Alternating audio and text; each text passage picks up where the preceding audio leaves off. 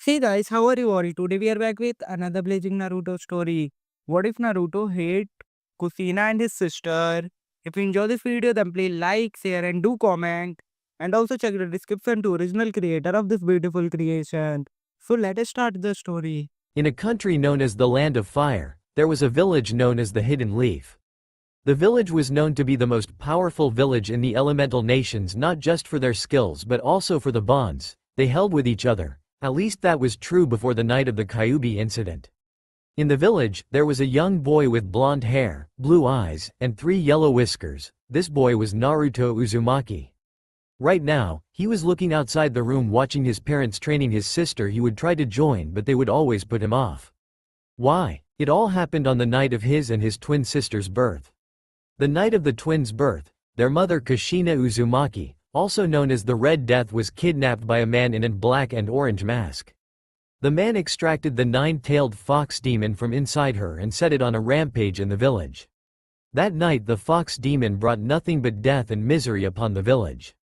The fourth Hokage, Minato Namikaze, was able to lure the beast to a secluded area, where he and his wife was able to subdue the beast and ran the masked man off.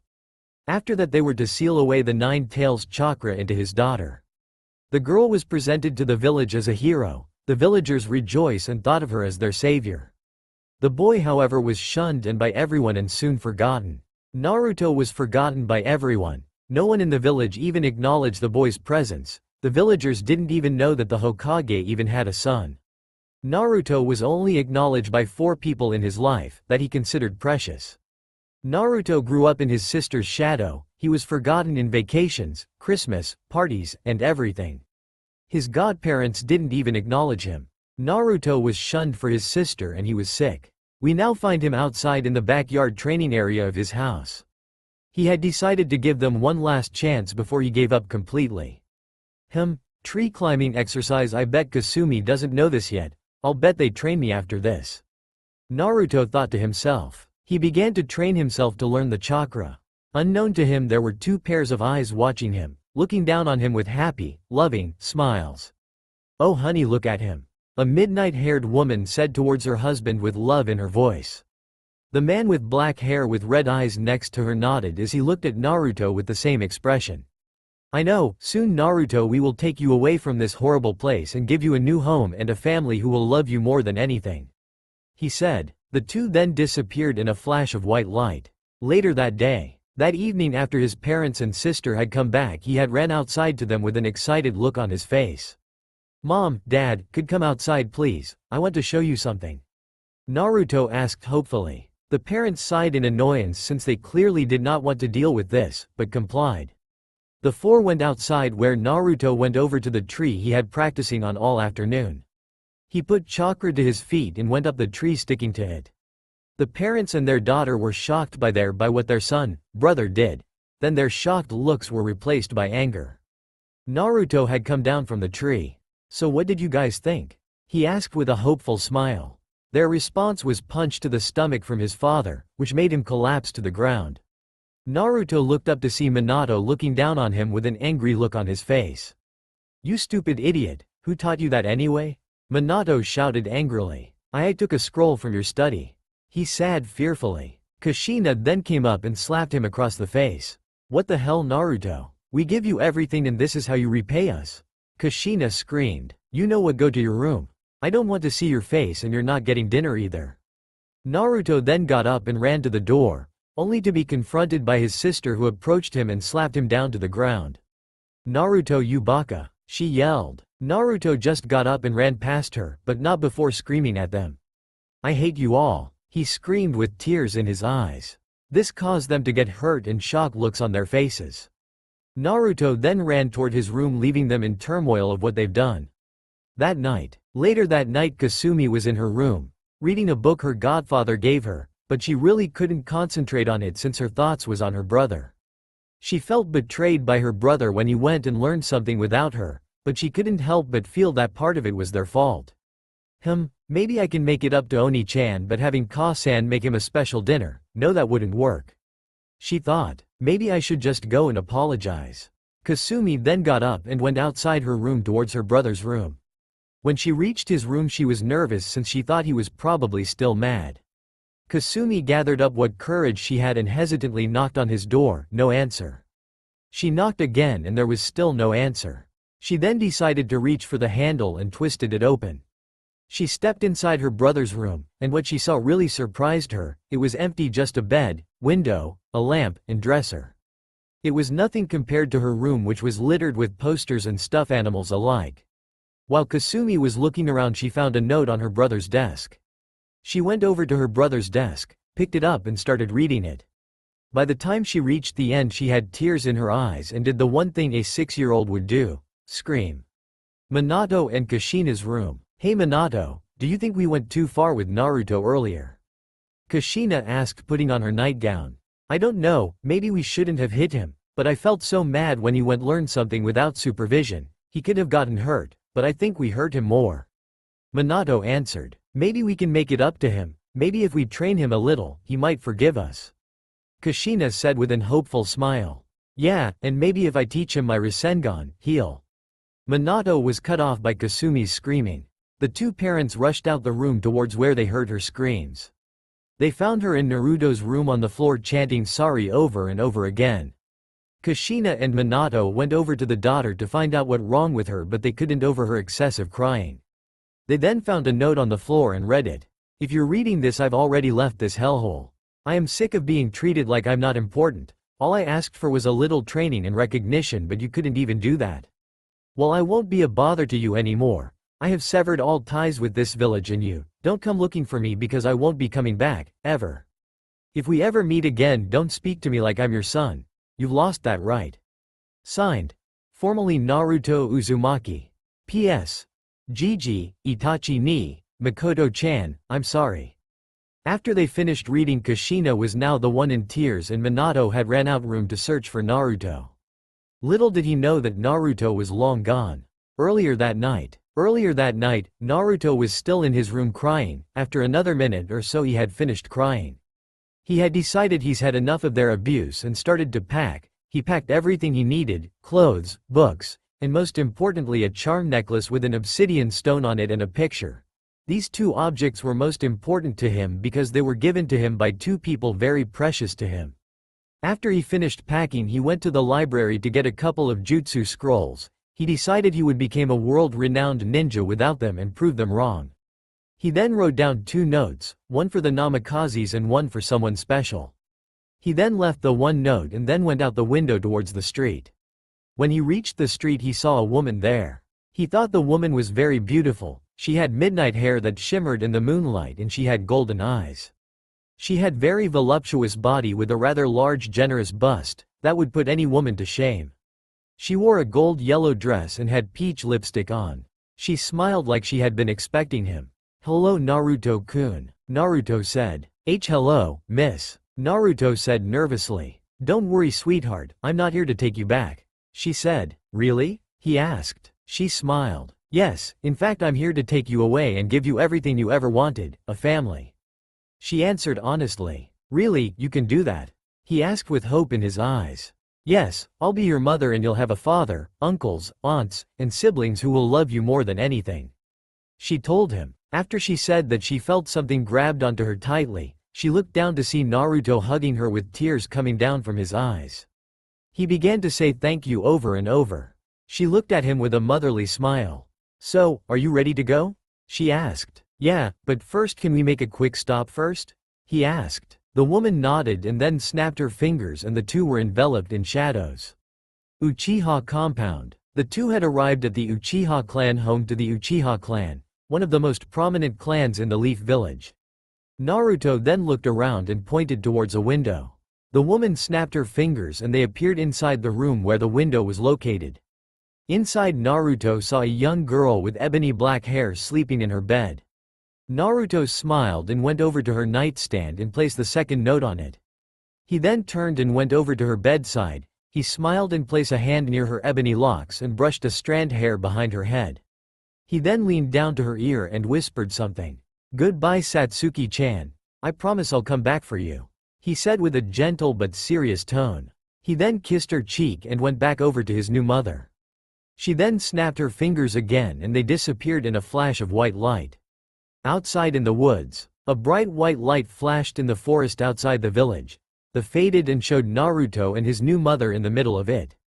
"Took you long enough," a voice said, making Naruto jump. Out of the shadows of the trees came a man with black hair and red eyes wearing a sort of tribal robe. The woman smiled when she saw him. "Hello dear." The man smiled at her. "Hello Liliana." Naruto looked between them. His mother saw the confusion on his face and went over to him to explain it. "Naruto, this is your new father, my husband, Zarif." The now named Liliana explained. That made Naruto's eyes widen. "Hello Naruto-kun," Zarif said, coming over to him. "It's an honor to meet you. I know this might be difficult, but I hope you'll be able to call my two-san someday." Naruto replied by just running over and hugging his new father, who was shocked by this but happy, and hugged his new son back. "Now then Naruto-kun, are you ready to leave?" she asked. "Yeah," Naruto shouted excitedly. Zarif then waved his hand and a portal opened. Naruto was shocked by this.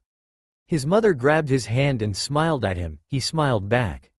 The three then walked through the portal, off to their new home. In a bright flash a portal had opened and Naruto and his new parents came out of it. Naruto opened his eyes to see that they were standing on what seemed to be a mountain, in front of a huge mansion. It was almost like a castle. Naruto looked back at his parents who were smiling at him.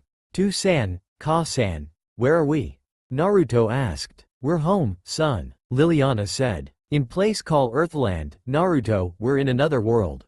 Zarif told him. "Another world, really?" Naruto asked, shocked. "Yes, now I think it's time you met the rest of our family," Zarif said. They went up the stairs towards the mansion. The giant doors in front of it they swung opened. They enter it. Naruto was shocked by the interior of it, like an emperor's palace from the inside. They ended up in a living room where there were two other people in it. One was an adult female. She was just as pretty as Naruto's mother. They were almost identical, only she had cocoa-colored skin, silver eyes, and long dark blonde hair, tied up in a Chinese bun with chopsticks in them. She had a large bust and wore a sort of sleeveless priestess dress and red lipstick. The second was a young boy that looked to be about a year or two older than him. He had dark blonde hair like the woman in the room, but he had emerald eyes and looked to be the same skin color as Naruto. He wore a yellow shirt and blue shorts. The two were sitting on couch looking at them with smiles on their faces. Naruto looked confused, but he was brought out of his thoughts by his mother, who grabbed his hand and walked him over to them. "Naruto, meet the rest of our little family," she said with a happy smile on her face. "This is my sister, Margita, and her son, Eli." "Hello," Naruto said. "Hi there," Eli said with a smile. "Hello Naruto-kun, it's nice to meet you." Margita greeted. "Naruto-kun is the person I told you all about," Liliana told them. "Naruto, this is your new aunt and cousin. It's nice to meet you, I'm happy to be here." "We are happy you are here too," Margita said. "Now that we're all here, we should tell Naruto the truth of who and what we are," Zarif said, coming over. "The truth?" Naruto said, curious. "Honey, sit down, it's a long story," Liliana told him. They all sat down and began to explain to Naruto how they were not ninjas but mages and used magic instead of chakra. Naruto was shocked by what they told him. He thought mages were just stuff of stories and fairy tales, but apparently they were real. They told him how Zarif was ancient dark mage who was very powerful, and how Liliana and Margita were actually dragons, very powerful ones at that. After they were done explaining, Naruto had questions. "Wait, hold on, Mom, you and Aunt Margita are dragons, really?" he asked. They nodded. "Yes, I know you are skeptical, but it's true," she answered. "Here, we'll show you," Margita said. The two got up and went to the far end of the room. They started to glow and grow in size. After the glow faded, in the two women's place, stood two large dragons. One was an eastern dragon with large wings. It was gold all over with white horns. It had red skin on its belly and underside of its wings, and had golden eyes that were slit and had whiskers. Its body was large, but thin, and it had a medium long tail. The second one was a western dragon that was silver all over, and it had large wings with a golden yellow underside and a purplish underbelly, with 3 white horns. It had emerald eyes and a pointed snout. Its body was long, sleek and lean, and had a tail with spikes on the end. It also had a spiked color on its neck. Think Cinder in her adult form. The two let out a loud roar that scared Naruto and made him hide behind his new cousin, who chuckled a bit at that. Naruto, it's okay, it's just our moms. Eli told him. Naruto looked at him. Really? He then looked at the two dragons. Mom, is that you? He asked. Yes honey, it's me. The Eastern Dragon said. Sorry if we scared you Naruto, we just wanted to show our true forms. His new aunt answered. The two sisters then reverted back to their human forms and went over to their son's sides. Naruto looked at his mother in amazement. Wow, that was awesome mom. He said excited. You really are a dragon. Yes, me and my sister are the dragon's queens. She told him. Dragon queens? He said. Yes, you see me and my sister were born from the dragon god, so we are royalty, and so are you being our sons. She explained. In fact, one of the things we're going to teach you is a magic called Dragon Slayer magic, an art that gives the user the power of a dragon, but also the power to defeat and kill one. Margida told him. And I will teach two of my magic as well, black arts and life magic, also known as white magic. Zarif told him. You'll also have other teachers that will teach you different magics, if you want. Liliana said. Yata. Naruto shouted excited. The others looked at him with smiles on their faces.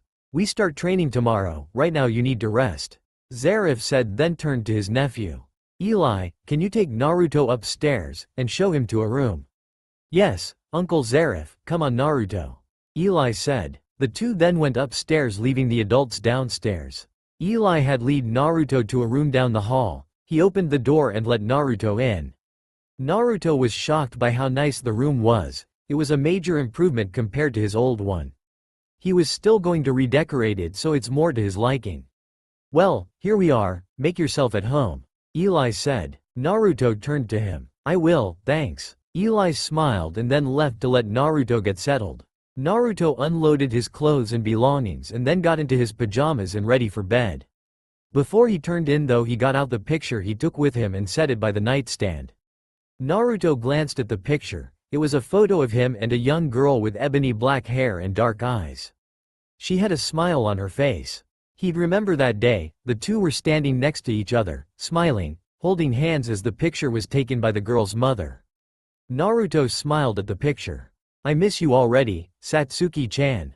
He said to himself. Naruto laid down in his bed. He was excited. He was given a new home and a new family. And even better, they were going to train him. Something he real family would never do. He couldn't wait to start training. Years later. It's been several years since Naruto left the Leaf Village. He had grown strong. Over the past years, they had taught him the basics of magic and different types of magic. Liliana and Margida had taught him Dragon Slayer magic. You see, since both his mother and aunt were the offspring of the dragon god, they had control and mastery over all the known elements and lost elements. They shared most of them but separate ones as well. It was hard at first, but Naruto soon excelled in it. He was also trained along with his cousin Eli. Zarif had taught him black arts and white magic. With those two, Naruto had control over life and death. He had Naruto start off with the basics, then had him trained in more advanced techniques. Naruto hadn't completely mastered them yet, but he was at least halfway through it. His cousin Eli had also trained him a bit. Since Eli was trained a bit before Naruto came, he had helped him with the basics of Dragon Slayer magic.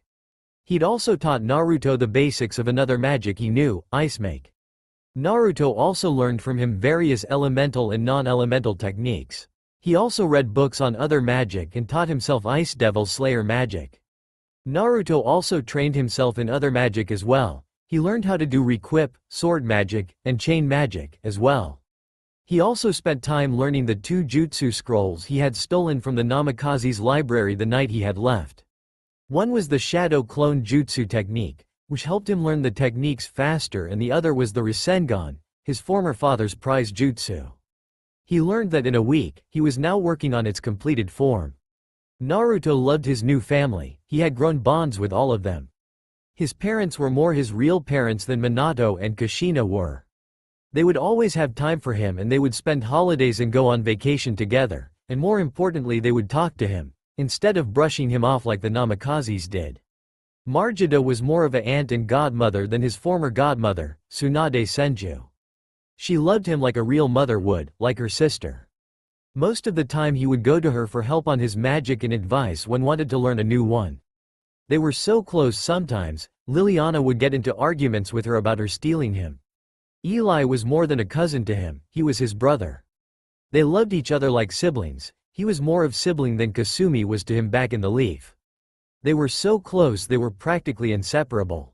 Naruto had grown so close to him he told him of his past. Needless to say, when Eli found out what happened that in Konoha, he was beyond pissed. He swore if he ever met them he make them hurt. They were everything his birth family weren't, well, former birth family.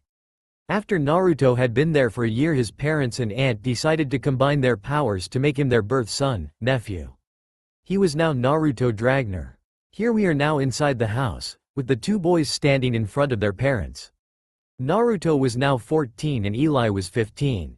Their parents had trained them in all they could. Now it was time for them to venture on their own in the world.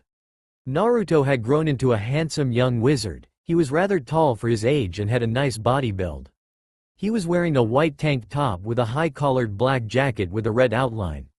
He had on black shinobi cargo pants with blue shinobi boots. Around his neck was the necklace he had been given as child by his best friend, Crush. His hair was still spiky but black like Zerif's, and he no longer had blue eyes, they golden like Liliana's. Think Menma. Eli had grown too. He was now a bit taller than Naruto and had a muscle build himself. He wore a red short-sleeved shirt with a flame pattern and had a black sleeveless vest over it. He had on blue jeans with white sneakers. His hair was now smooth out and tied in a ponytail. The two brothers were now being hugged to death by their mothers. Their babies were leaving and they didn't want to let go. "Promise me you'll be safe, sweetie."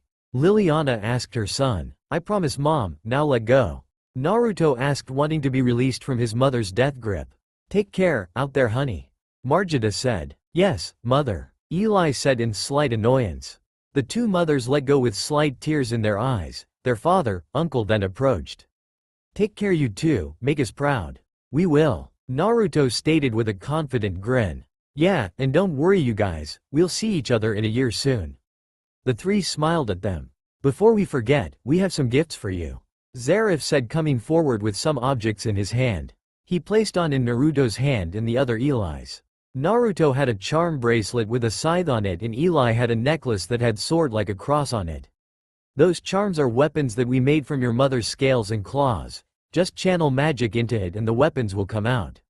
They are very powerful, so you'll have to train with them," he explained. "Awesome," they said together. Liliana came forward with 2 scrolls. She handed one to each of them. "Here are some scrolls containing techniques to go with them and some dragon secret arts we haven't taught you yet," she said with a smile. "Don't worry, we will," Eli said. "Yeah, we'll do you guys proud," Naruto said in agreement. The parents smiled, then Zerif waved his hands and a portal opened up.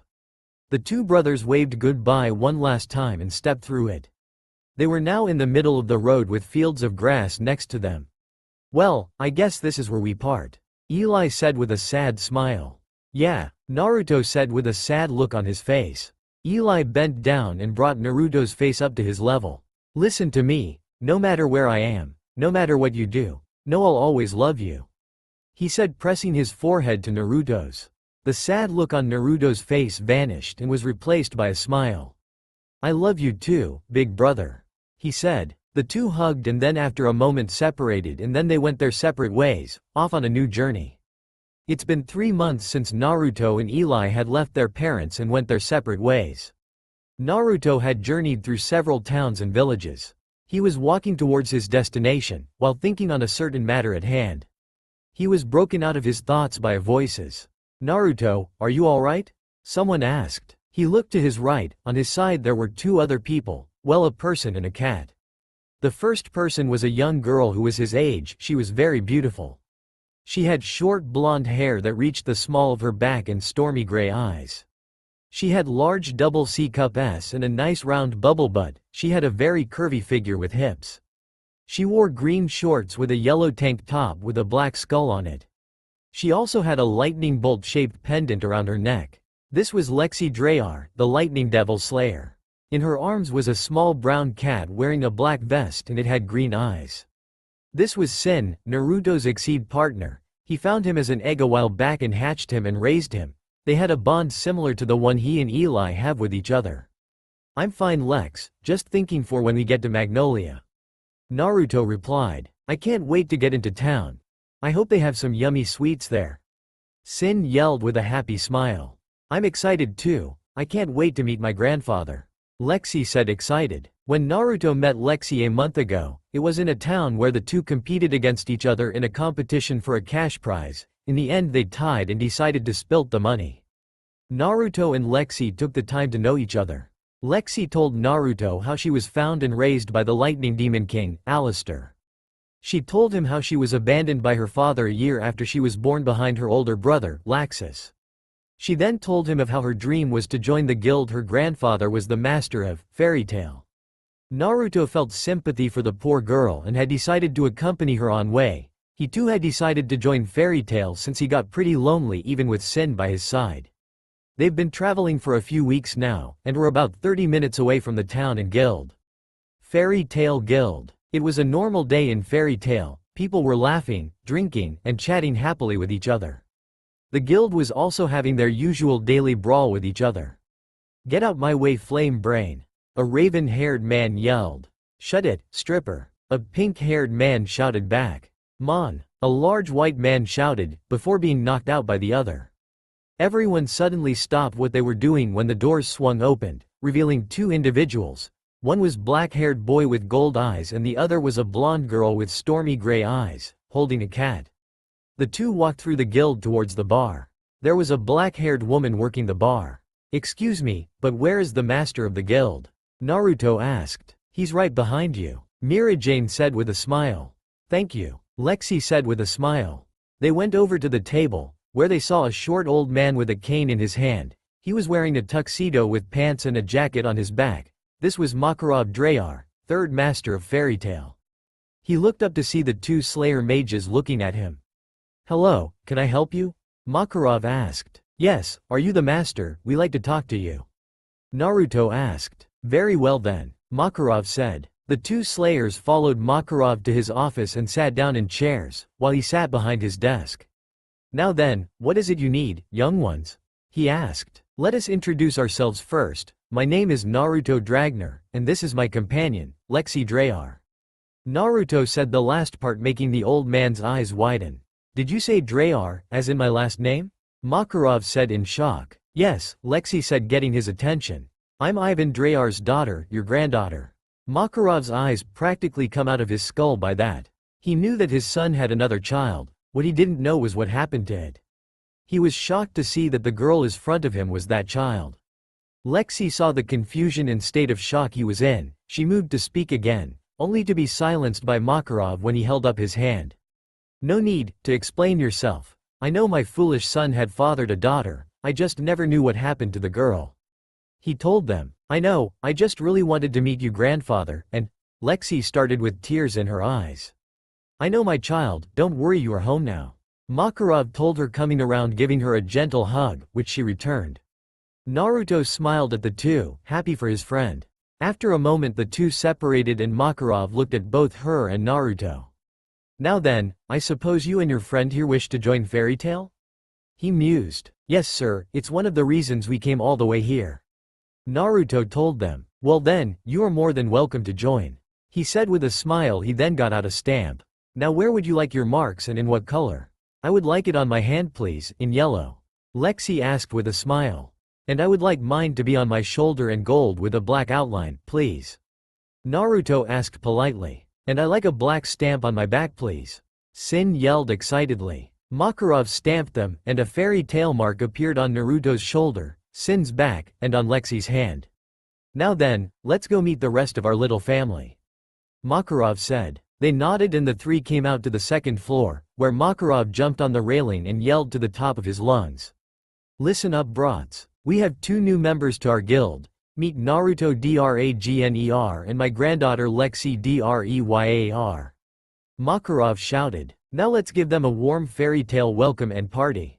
The whole guild erupted into loud cheers for the two new wizards. Everyone started drinking, playing darts, chatting, and overall celebrating the arrival of their two newest members. A little while later Naruto, Lexi, and Sin were sitting by the bar drinking some delicious fruit drinks, when two individuals came up to them. One was tall, pink-haired man that looked to be about Eli's age. He had slanted eyes and was wearing a black vest with pants, and he had a white scarf with black stripes around his neck. He was also wearing sandals. The other was a blue cat with a green knapsack, and he was also flying. "Hey, I'm Natsu Dragneel," he said with a proud smile. And I'm happy," the cat said. "Hello, I'm Naruto Dragner, and these are my friends, Lexi and Sin." Naruto greeted. "Hi," the other two said. "Bothering the new members already, Natsu?" a voice said. The four turned to see two other individuals. One was a beautiful, young, red-haired woman, wearing Heart's Crew's armor on the upper half of her chest. She wore brown leggings with black boots and armored shins and knees. She had crystal earrings and a sword on her hilt. The other was a male, who was wearing a white buttoned-up shirt, a cross necklace, and black pants with black shoes. "Hi, I'm Gray Fullbuster," the guy introduced. "I'm Urza Scarlet," the woman introduced. "Hi, I'm Naruto." Naruto greeted. "I'm Lexi, hi, and I'm Sin. It's nice to meet you, always good to see new members." Urza said, "If you mind us asking, what type of magic do you use?" Gray asked, getting everyone's attention. "I'm a lightning devil slayer," Lexi said with a smile. This shocked and confused everyone. "Huh, a devil slayer?" Gray asked. "Yep, they're like dragon slayers, only they harness and use the powers of demons and devils," Lexi explained. Everyone nodded in understanding. Naruto then spoke up. "I use several types of magic, but my main one is my dragon slayer magic," Naruto said. Everyone's jaw dropped at that. The boy in front of them was a dragon slayer. They thought Natsu was probably the only one. Natsu was probably the most intrigued at the fact Naruto was a dragon slayer like him. "Wait a second, you're a dragon slayer?" Natsu asked. "Yup, and judging by your scent one too, aren't you?" Naruto asked. "Yeah, who was your dragon? Do you know a dragon named Igneel?" "My mother's name is Liliana, and I've known of Igneel before. Why?" "Was he your dragon?" Naruto asked. "Yeah, I'm his son," Natsu answered. "Well, sorry, while I know of him, I don't know where he is if you're looking for him," Naruto told him. "Oh, well, in any case, I challenge you to a fight," Natsu said with a confident grin on his face. Everyone's sweat dropped in annoyance at that. The three just blinked at him before Naruto said something. "A fight, huh? I accept," he stated proudly. Natsu grinned and ran outside to the combat field with Naruto behind him. Everyone in the guild went outside to see the fight between the two dragons. It wasn't everyone day you a fight between two users of such a rare magic. The two combatants stood across from each other on the field ready to throw down, each with a confident smirk on their faces. "I hope you're ready, 'cause here I come," Natsu said, then charged at Naruto, who just stood there. Natsu's fist caught on fire and he reared it back. "Try this on for size, Fire Dragon Iron Fist," he shouted and then shot his fist forward. Naruto's smirk grew even more and he did the same with his fist, cloaked it in crimson flames and slammed his against Natsu's, making the force send them both back. While Natsu was in a state of shock, Naruto charged his next attack. He inhaled and puffed up his cheeks.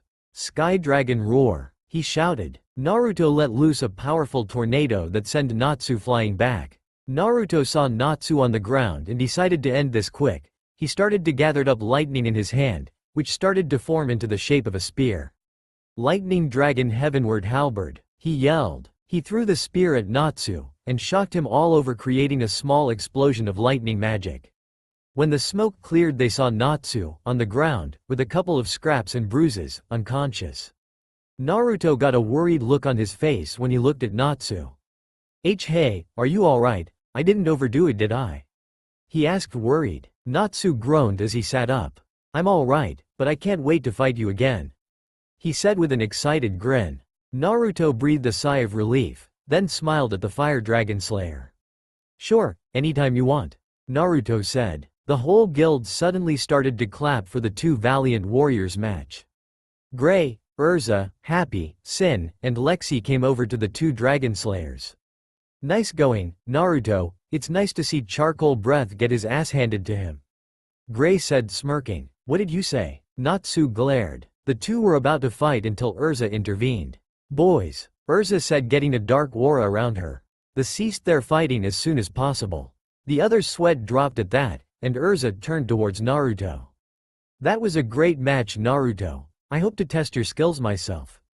She said. Sure, anytime, anywhere. Naruto replied. Hey, Naruto, how did you do all that? Gray asked. Well, you see, my mother Liliana is one of the 2 queens of the dragons. They were born from the dragon god himself. Because of that I can use all known elements and lost elements. Naruto explained. Wow, so I guess that means you're a lot stronger than you were in that fight, huh? Gray asked. Yup. I was only using a small fraction of my real power. He stated. In that case, I challenge you to a rematch. Natsu said, running at Naruto only to be stopped by Urza, who punched him unconscious. Sorry about that, Urza said, dragging him away. Everyone blinked and sweat dropped at that before Naruto spoke up. Awkward, Naruto said. At that point everyone had started laughing.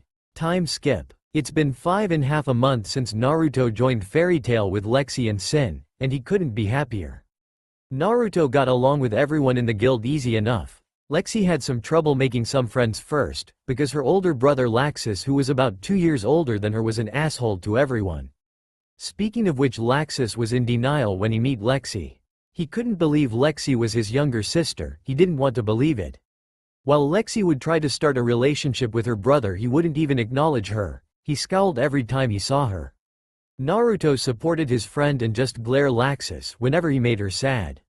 To Naruto, if Laxus wanted to be like that, then that's just. And Lexi made friends with other mages in their age group besides Urza, Natsu, and Gray. First there was Kana Alberona. She was mage who specializes in card magic, and she was in the guild the longest in their age group. She was also a very heavy drinker. There was also Levi Magarden, the bookworm of the guild, because of her obsession with books and reading. Her magic was solid script magic, and her secondary magic was rune magic. Lastly there was the Strauss siblings, all who which specialize in takeover magic. The oldest was Mira Strauss, who uses Satan soul takeovers. She was an S-class mage and the rival of Urza Scarlet's. To a lot of people in the guild besides her siblings, she was scary. The second oldest was Elfman Strauss, who uses beast soul takeovers, unlike his sisters, though he can't use full body takeovers. He's always shouting man or saying how he was a real man. Lisana was the youngest, who uses animal soul takeovers. She was easy to get along with because of her bubbly, warm personality. Naruto had grown much as a wizard since he joined the guild. He had rose through the ranks and was almost an S-class wizard. Master Makarov had considered him an excellent candidate for the upcoming S-class trials in December. Naruto's appearance changed as well. He stood about 5 feet 7, he wore a black sleeveless shirt with a short white jacket. He had black jeans with brown shoes. He still had on the charm bracelet his father gave him and the necklace he got from Satsuki. His eyes were also partially slit, signaling he has almost finished his Dragon Slayer training. Currently we find our black-haired hero, sitting at the bar, drinking a fruit drink with Sin on his lap, eating a sweet roll. The two were drinking, eating happily when the Strauss siblings came up to the counter. Mira Jane was a very beautiful 16-year-old girl. She had white hair with dark brown eyes. She had a curvy voluptuous body, with large S and a nice firm ass. She wore a sort of goth outfit and had part of hair in a slight ponytail on the side of her head. Lisana was a pretty girl wearing a short red dress with a white collar and bow. Elfman was an extremely large, muscular man who wears a buttoned-down black jacket with the high collar left open. He wore black pants with Japanese sandals. Hey Naruto, Lisana greeted. We just got a new mission, you and Sin wanna come with us? What kind of mission? Naruto asked. S-class, big sis here, said she might need some help, so we're going. Elfman said with his arms crossed over his broad chest. You could learn a thing or two, Naruto. Mira said with a flirty wink. Hey Sin, wanna go on a S-class mission? Naruto asked with a smile. Yeah, he said, raising his paw excitedly. We're in, Naruto said. What, you're going on a S-class mission? Natsu shouted, running over to them. Yup, Naruto stated with a proud smile. I wanna come too, he said. No, absolutely not, Natsu, Urza told him sternly. But Naruto gets to go, why can't I? Natsu questioned, whined. Because he's qualified enough for an S-class mission. Urza answered, and I'm not? I'm older than him and been here longer. Natsu protested. Age doesn't matter when it comes to skill and experience, the answer is still no. Urza said strictly. Natsu huffed and then turned back to the Strauss siblings and Naruto. You guys better kick some ass out there. He told them. Sure thing, Naruto said with a proud smile. 3 hours later, Naruto, Sin, Mira, Elfman and Lisana were currently walking towards a valley where their objective was. It turns out they had been assigned to get rid of a monster that had been terrorizing nearby villages and towns. It had been attacking people and destroying their homes. The villagers call it the King of Beasts. They had just arrived at the location where the beast was sighted. Keep your guard up, Naruto told them. That thing could be anywhere. They all nodded and got into a defensive stance ready for anything. They kept looking around for any sign of the beast until suddenly they heard a loud roar. Everyone snapped their heads towards the direction they heard the roar. They saw a giant red-skinned monster with white fur and a green face like a giant ape with yellow horns. Their eyes widened at the sight of the thing. Get ready, here it comes, Naruto said, getting into a battle stance. The beast charged at them. When it got in range, it raised its giant fists and brought them down. The 4 wizards and cat all jumped out of their way of the attack.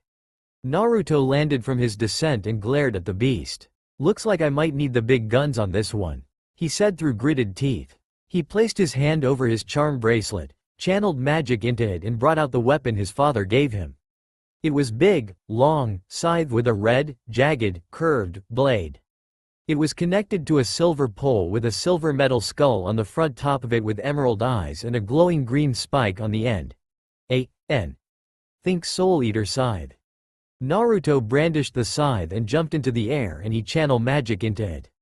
Fire Dragon Flame Slash. He slashed the scythe and out came a crescent fire slash at the beast. The attack hit the beast dead on, and while it did harm it, it was still standing. Damn it, Naruto said. The beast charged at Naruto only to distracted by Sin, who was using his arrow magic, and Lisana, who had turned into a large red flamingo, who had been flying around the beast pecking and clawing it with her beak and talons. Sin was trying to dive bomb it. Naruto's eyes widened in shock when he saw this. Sin, Lisana, get out of there. He yelled, worried for his friends. We're okay, Naruto. We just distracting it for Mira. Lisana told him. Just Mira came out of nowhere in her Satan soul form, which transformed into a full-grown demon adult version of herself wearing a dark red leotard, showing off her ass, that was cut in the middle with a fishnet over the front of her stomach. She had a tail, bat wings, red lipstick and a slight scar over her right eye with her white hair standing up. She flew at the monster, and when she got close to its face she covered her fist in dark energy. Evil push. Then landed a darkness magic-infused punch right on its nose, sending it staggering back to the ground. The 3 flyers smirked as they got it, but that soon faded when it knocked Mira aside, sending her crashing to the ground, knocking her out of her form. She was lying on the ground with slight cuts and scraps. Mira, Naruto yelled and ran over to check on her. Are you alright? She didn't answer. Suddenly the beast let out a roar and ran straight towards them when suddenly Elfman jumped out and grabbed it by the horns, wrestling it to the ground. Suddenly a bright glow and a dark purple magic seal appeared under Elfman and the beast. The glow and seal started to glow like crazy. Soon the glow and seal faded and the beast stood there with no Elfman in sight, but there was something different in its eyes. Mira had gotten up just enough to see the look in its eyes and instantly recognized it. Elfman, she said, eyes widened in shock. Mira, what are you talking about? Naruto asked as Sin and Lisana came down to their level.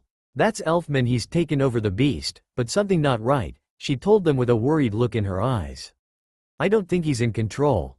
This made everyone's eyes widen in shock. They were worried about their possessed friend, but not as worried when Lisana started running towards him. Lisana, they all shouted. Lisana stopped in front of Elfman with her hands and arms stretched out for what seemed to be a hug. Elf, you did it, big brother. You learned how to do a full body takeover. She told him with a big smile on her face. It's me, your little sister Lisana. What do we go back to the guild and show everyone your new powers? Elfman said nothing, just looked down at Lisana, who still had her arms open and a hug on her face.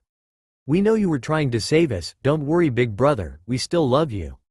Elfman let out a loud roar as he raised his giant fist and brought it down on top of her. Lisanna. Mira yelled, tears coming out her eyes seeing her little sister get about to be crushed.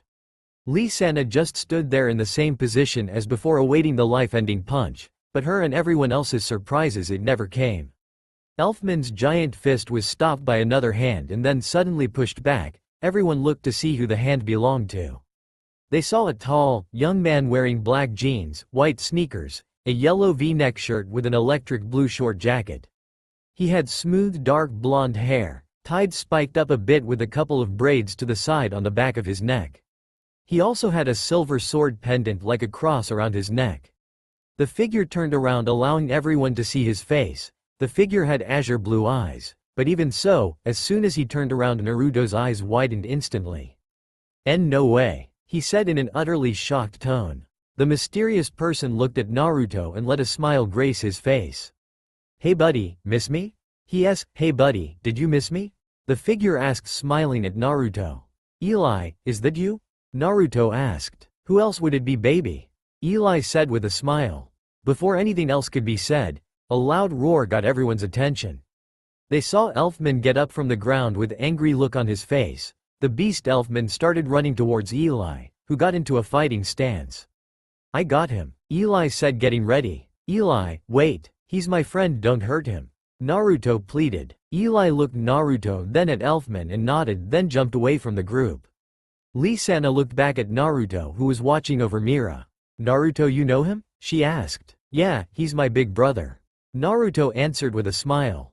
Elfman came close to Eli and raised a fist and brought it down on top of him. Eli dodged by jumping away. Eli landed and looked at Elfman. Listen big guy, I don't know you and you don't know me, but my little brother doesn't want me to hurt you. So, what do you say you calm down and… Eli was cut off by Elfman slamming his fist down on top of him only for Eli to jump away again. Eli jumped on top of a boulder above Elfman. Okay, big guy, let's talk about this, face to fist.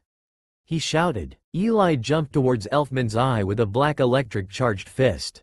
Black lightning fist. He shouted and punched Elfman in the eye making him roared and clutch his head in pain. Eli landed on the ground looking at Elfman who stopped and glared at him in rage. Elfman raised his foot and brought it down shaking the ground making Eli lose his balance. Elfman raised both his arms and brought them down. Eli looked and disappeared in a flash of lightning. Eli reappeared in front of the others and looked at Naruto. Hey Nar, I could use some help here. Eli said. Naruto nodded and handed Mira to Lisanna and Sin then ran over to Eli. The two brothers smiled at each other then looked at Elfman who was running towards them. Naruto and Eli inhaled and puffed up their cheeks.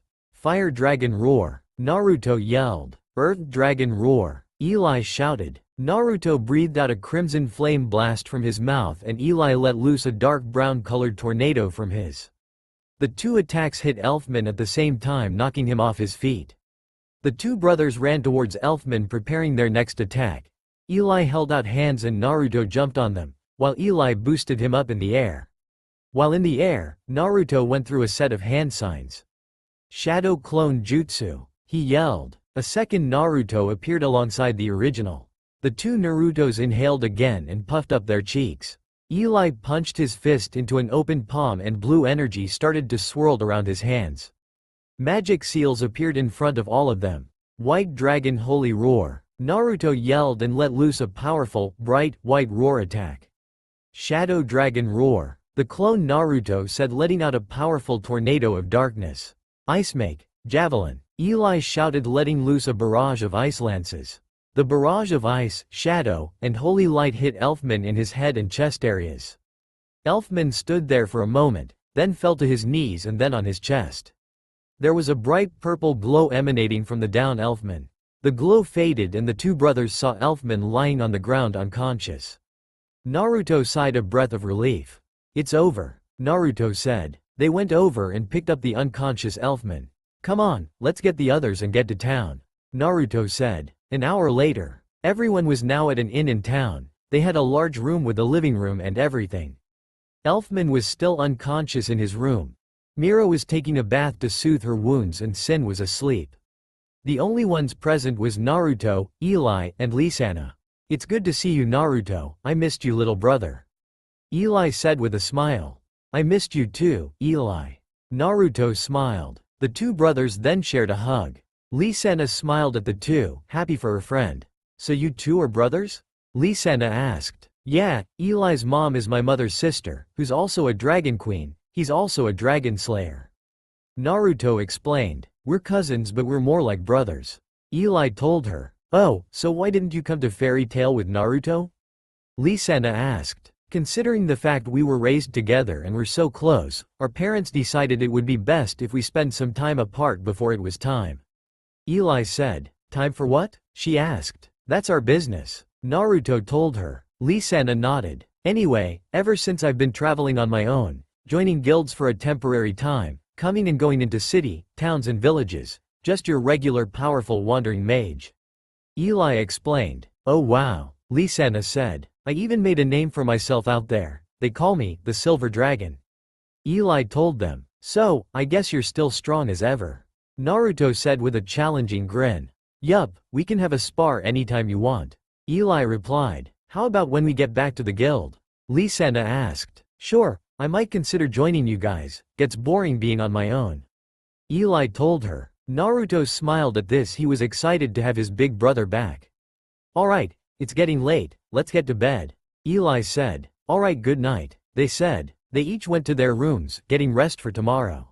The next day, everyone had gotten up and eaten breakfast. They had explained everything to Elfman after he had woken up. He had felt guilty about everything but they told him it wasn't his fault and they forgave him for it.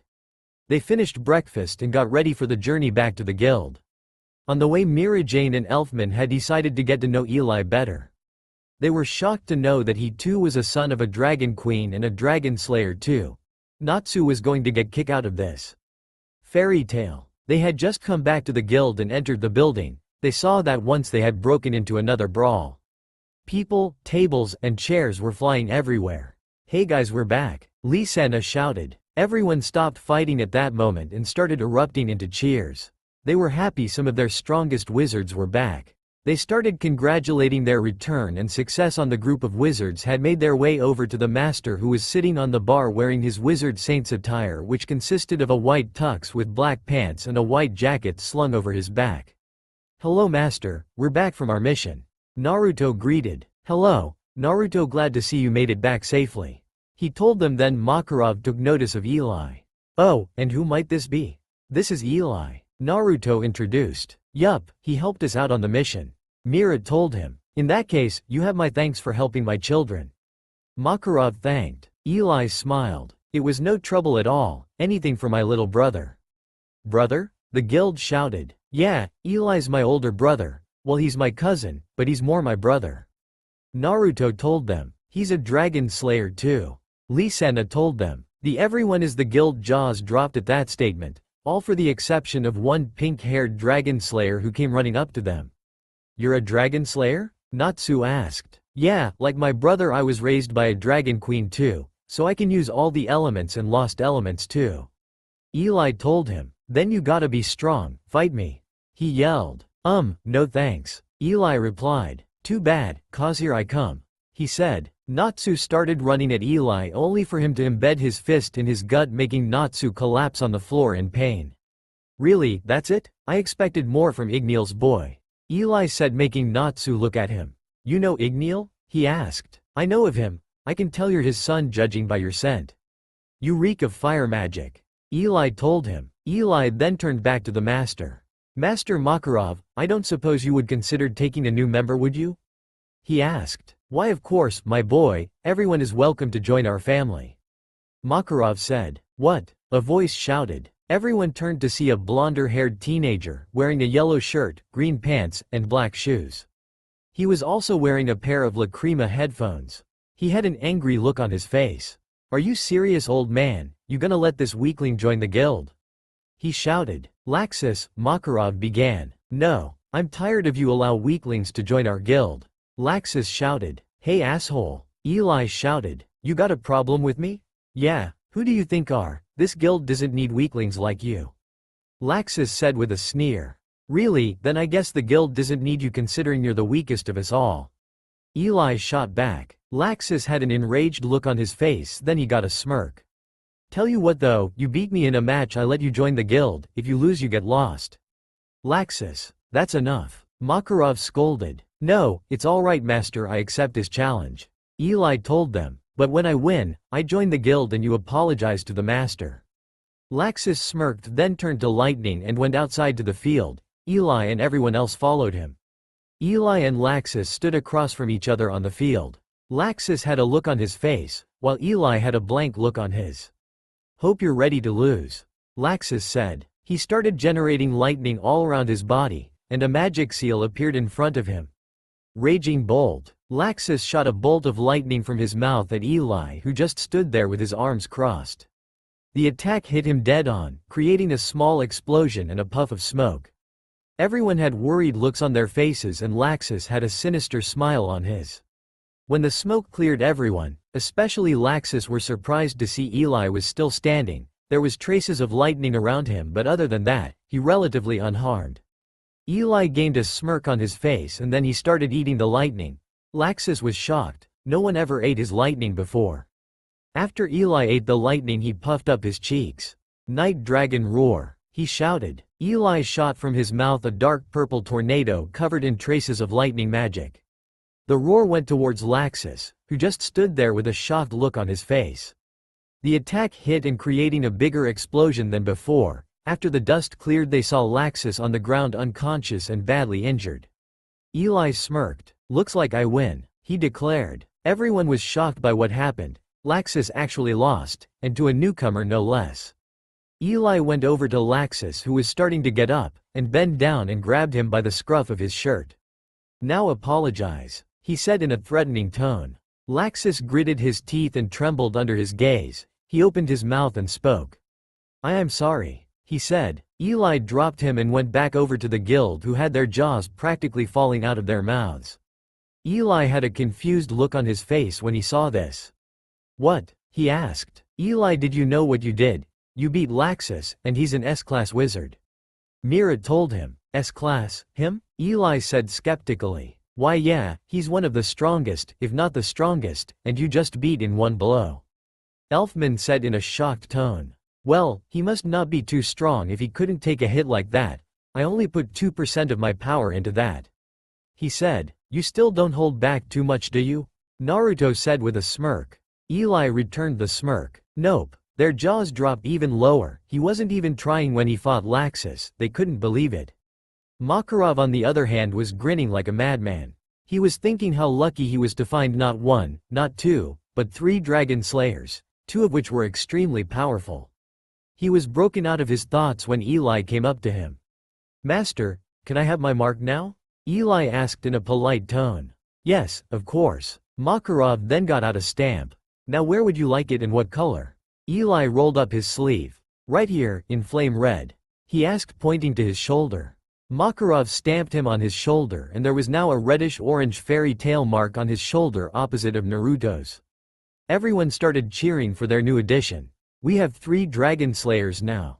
One guild member shouted. And 2 of them are really powerful. Another member added. Such a powerful magic and we come across it. Another one shouted. During the commotion, Naruto and Mira had come up to Eli. Naruto fist bumped his older brother. Welcome to the family, big bro. Naruto congratulated. Eli smiled. Thanks, it's good to be here. Mira then came up and surprisingly gave him a hug.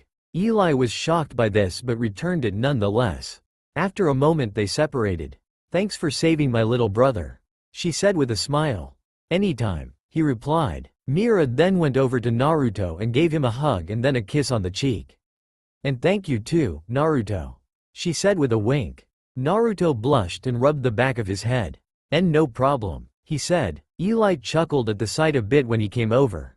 The 3 mages looked towards the rest of the guild, as they continued to cheer and celebrate the arrival of their new guild mate. They all smiled at the sight. I think I'm going to like here, Eli commented. A year has passed since Naruto and Eli joined Fairy Tail.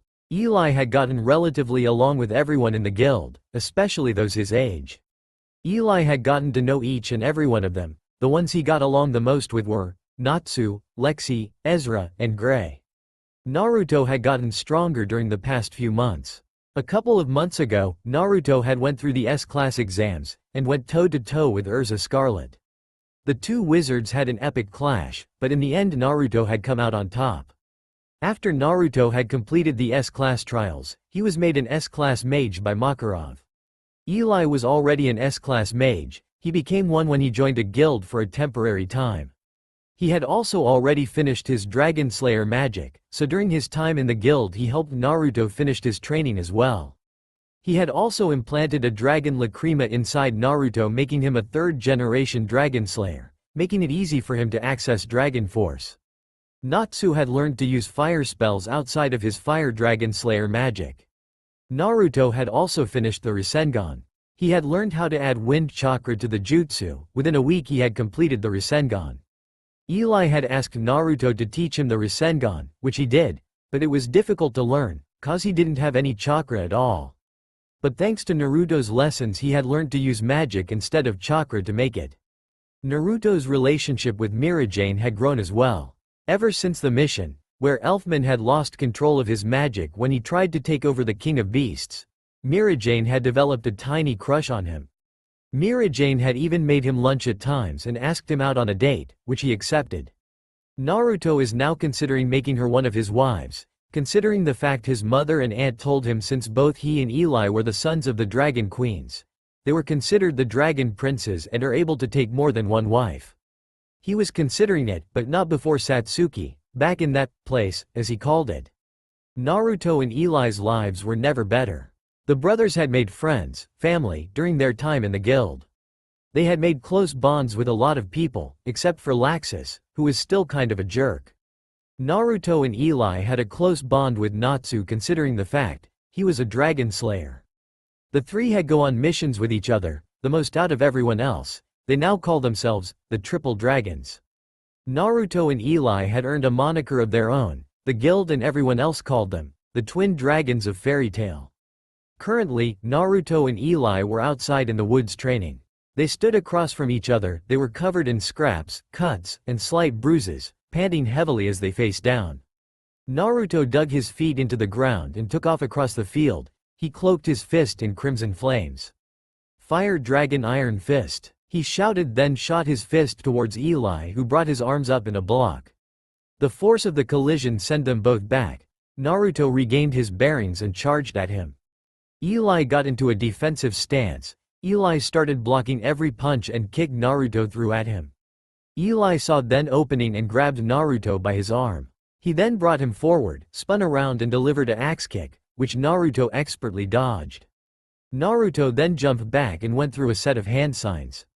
Shadow Clone Jutsu. He shouted. Another Naruto appeared beside the original. The two Narutos raced towards Eli, who was making his next move.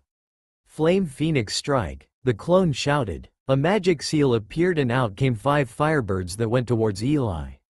Ice Make. Shield. Eli shouted. He then slammed his hands on the ground and a circular shield of ice with a cross on it came out of the ground. The phoenixes hit the shield and exploded on impact, breaking away most of it. The real Naruto appeared behind him with a sword made of fire pointed at his neck. Eli smiled. Alright, I give. Naruto grinned victoriously. Thanks for the spar, Eli, I really needed to practice. Naruto said. Yeah, I know, Aunt Liliana will be coming soon, Eli said, noticing the look on Naruto's face. It's finally time. I'm ready more than ever, Naruto said with a determined look on his face. Let's get back to the guild. Eli nodded. The two brothers then made their way back to the guild, prepared for their upcoming journey back to the Leaf Village. Fairy Tail. The two brothers made their way into the guild, dressed in new attire. Naruto was now 15 and 5 feet 11 and his hair had gotten longer as well. It now reached the sides of his face. His eyes had also changed since he finished his Dragon Slayer training. They were slit like a dragon's eye.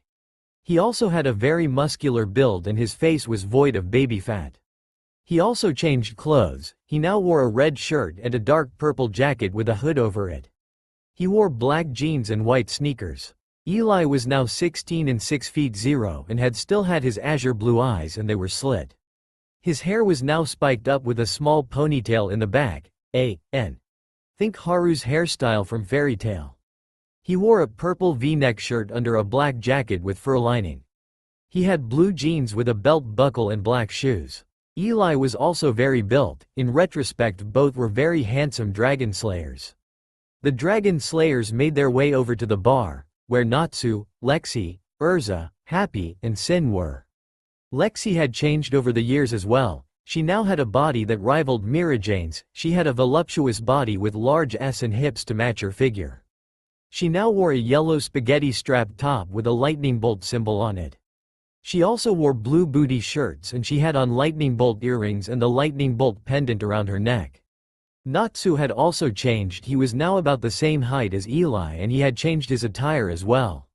He wore the same shoes and pants, but he now wore an open-collared, one long-sleeved, waistcoat. He had on a black wristband on his right wrist and he still wore the scarf Igneel gave him. "Hey guys, how's it going?" Naruto asked. "It's good," Lexi replied. "You two were gone for a while, what were you doing?" Urza asked. "We were practicing for something important." "What's so important?" Natsu asked. "Well," Naruto began. He was interrupted by a flash of light that startled the guild. When it faded, there stood a beautiful, white-skinned woman with hair black as midnight, wearing a black sleeveless dress that showed her figure. She also had red lipstick on. The men in the guild were drooling at the sight of goddess-like woman. "Mom, Aunt Liliana." The woman turned her attention to Naruto and Eli and smiled. A blur ran past the fairy tale wizards as she made her way over and she hugged the life out of the both of them. "Naruto, oh my sweet baby boy," she said, kissing his forehead, leaving a smear of lipstick on it. "Mom," Naruto protested. Liliana then turned her attention towards Eli and started kissing his forehead and hugging him as well. "There's my favorite nephew," she said. "Hi Aunt Liliana," he groaned. The dragon let go of her son, nephew, who were wiping lipstick off their foreheads. "It's good to see you boys, look at how handsome the two of you are." Liliana said. "We know we missed you too," Naruto said. Naruto, Eli, who's this?" Urza asked. "Oh, this my mother, Liliana, the Dragon Queen," Naruto answered. "Wait, the Dragon Queen, as in the dragon who raised you?" Lexi asked. "Yup." Everyone in the guild was shocked. This beautiful woman was a dragon? And not just any dragon but the Queen of Dragons. "You're a dragon?" Natsu asked, running up to her. "Yes, I am son of Igneel," she told him. "Do you know where Igneel is? Tell me." Natsu demanded. This got him a smack upside the head from Naruto and Eli. "Natsu, show my mom some respect. She's the queen of all dragons," Naruto scolded. "It's alright, son. Now then Natsu, I do know where your father is, but I cannot tell you where he is," Liliana told him. "Why not?" Natsu yelled. "Because he's in a meeting that all dragons have to attend, the Dragon King Festival," Liliana answered. "What? If it's something like that, then why didn't say anything or take me with him?" Natsu asked. "Your father loves you very much, but all dragons are forced to leave their children, no matter how much they don't want to," Liliana said. Natsu sadly nodded at that. Liliana then turned back to her son and nephew. "Boys, it's time," she told them. They nodded. "We know, we're ready to go." "Well, let's get a move on," she said. This got everyone's attention. "Wait, Naruto, where are you and Eli going?" Ezra asked. "We're going home," Naruto said. "Home? Not in the sense you're thinking. Sit down, it's a long story," Eli said. Naruto then told them of how he was not from Earthland but from another world, where they have ninjas instead of mages and chakra instead of magic. He told of the night his former parents and sister did what they did, which caused Zareth and Liliana to come and take him away from Konoha. After Naruto was done explaining his story, the guild was shocked and angry. They were shocked to know Naruto was not only the son of a dragon queen, but the son of the black wizard Zareth himself. They were also angry and shocked of how Naruto's former family and the rest of the village treated him. They were angry at the Namakazes for what they did, none more so than Natsu, Urza, Lexi and Mirajane. "So that I'm going back to the leaf," Naruto said with an emotionless look, but they could sense a lot of anger behind it. "I'm going to settle the score in the Chunin exams.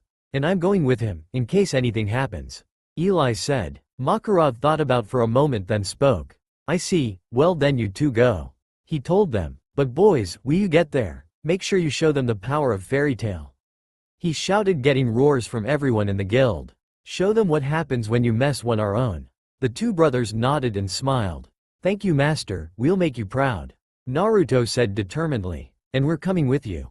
Natsu said with a smirk, as he, Happy, Sin, and Lexi came up. Natsu. Urza started. Hey, the triple dragons got to stick together, and besides I want to show those leaf jerks what Fairy Tail can do. Natsu told him. Me too. Lexi said with a smile. Natsu, you're not. Urza said. Okay Natsu, you can come. Naruto said making Urza look at him. He's right, and we can see how far along his powers have gotten. Naruto said. Eli looked at her. Besides, we could use the help.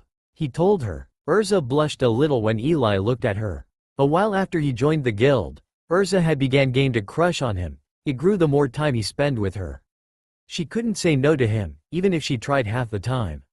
Naruto turned his attention back to Master Makarov. Master, will you let Natsu and Lexi come with us? Naruto asked. I suppose so, just make sure you keep on them. Makarov replied. Don't worry, master, I'll keep these three knuckleheads in line.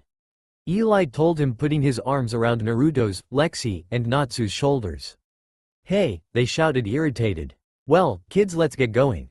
Liliana said. Alright, let's go Happy. Natsu yelled excitedly. Aye, sir. Happy said flying over. They went over to Liliana, who was waiting patiently.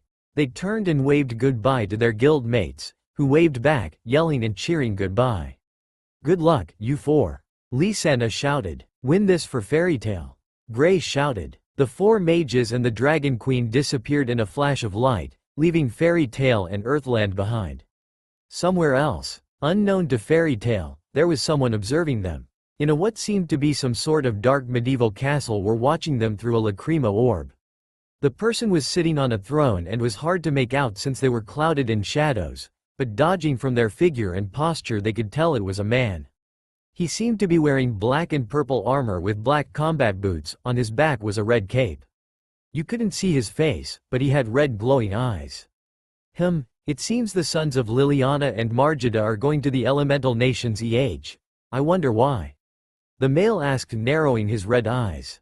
He suddenly heard a feminine giggle coming from behind him. He turned to see a young black-haired woman about 16. She had a voluptuous body with very large ass and hips and an hourglass figure to match it.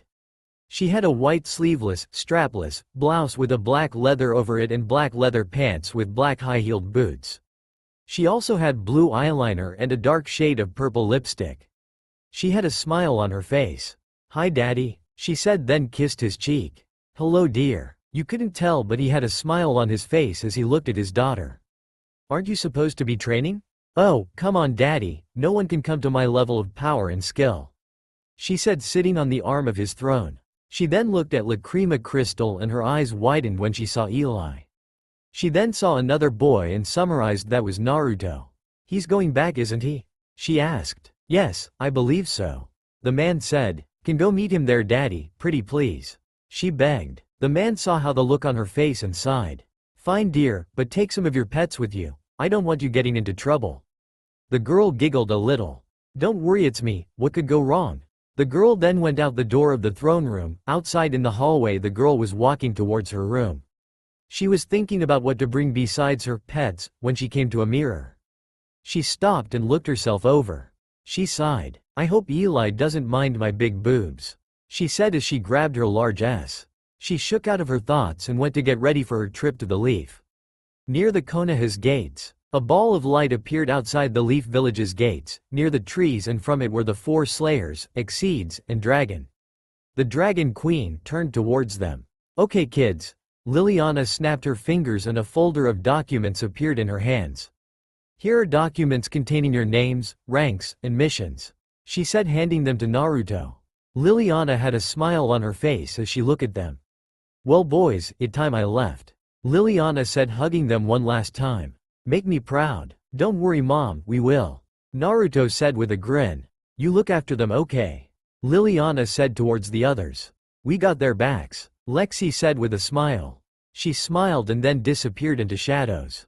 The group of wizards and cats made their way to the gate where they saw two Chunins guarding it. Naruto had his hood on as to not. Halt, state your name and business. One of them told them. "We're here for the Chunin exams. My name is Eli Dragner." Eli told them, "Natsu Dragneel, Lexi Drayar, Naruto Dragner." That last name got them to raise eyes at them, as the name sounded familiar to the missing son of the fourth Hokage. They looked at Naruto from under his hood, to see a slight resemblance between him and Minato, only his was altered a bit and he had black hair and gold eyes. They were broken out of their thoughts by Happy. "And I'm Happy and this is Sin." The cat introduced. "Hi," Sin said. They looked at them in bewilderment. "There are summonings," Naruto answered. The two Chunin just shrugged and stamped their papers and let be on their way. They made their way into the village, looking around at everything, noting how different but similar it was to Earthland. They walked for about 5 and then stopped to decide on what they should do. "Well, Naruto, what should we do first?" Lexi asked. "Well, first we need to find somewhere to sleep, and lucky for us, I know a place," Naruto said. "Lead the way," Eli said. They made their way down the street, when they came across an alleyway with 6 individuals. Some of them he couldn't recognize, the other 2 were a boy in what seemed to be a catsuit wearing face makeup. He also had a large bundle on his back. The other was a girl with blonde and pigtails, and she had a giant fan on her back. They were both wearing sand shinobi headbands and assumed they were from Suna. 3 of them were Leaf Genin. One was a girl with pink hair wearing the apron on her skirt and a pink shinobi cloth on her front. The other was a boy with raven hair and dark eyes, but Naruto recognized him as soon as he saw him. That was Sasuke Uchiha, Satsuki's twin brother. He was wearing a black shinobi cargo pants, sandals, and a black shinobi shirt with the Uchiha clan crest on the back. If you asked Naruto, he was probably still an emo prick. The third one made Naruto scowled. It was his former sister, Kasumi. Over the years, she had grown into a beautiful woman. She had large C-cup S and a nice round ass. She had a figure most women would kill for. She wore a red, sleeveless kimono with a skirt and an apron.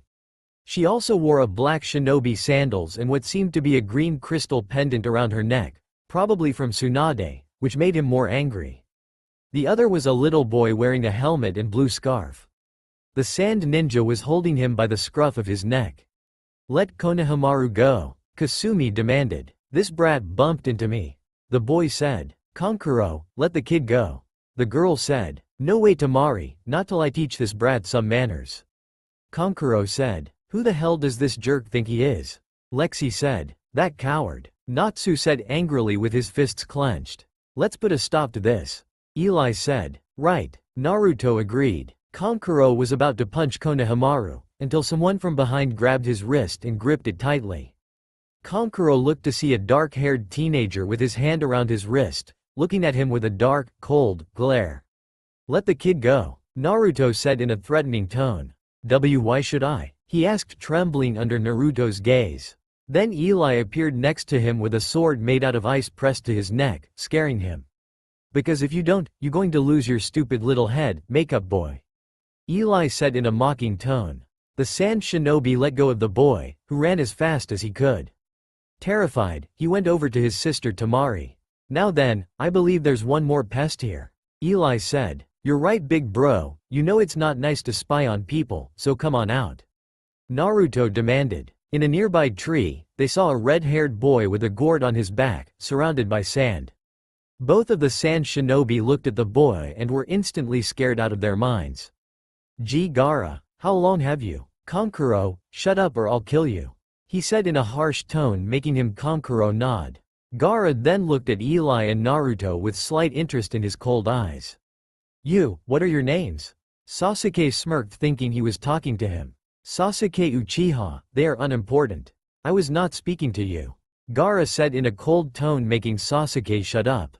"I'm Naruto Dragner," Naruto said. Kasumi looked at him with wide eyes. "Oni-chan, is that you?" she thought. "I'm Eli Dragner," Eli greeted. "Naruto and Eli Dragner, I look forward to seeing you both in the exams," Gaara said. He then looked at Tamari and Kankuro. "Tamari, Kankuro, we're leaving, now," he said, making them nod. He disappeared into sand and his 2 siblings followed him. Naruto and Eli turned around to see the 3 genin looking at them. The pink-haired girl and Kasumi were looking at him in bewilderment. Sasuke on the other hand was glaring at them, not that it affected them.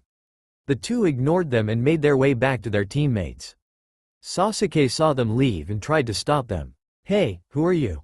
he demanded. They ignored him. "I said who are you?"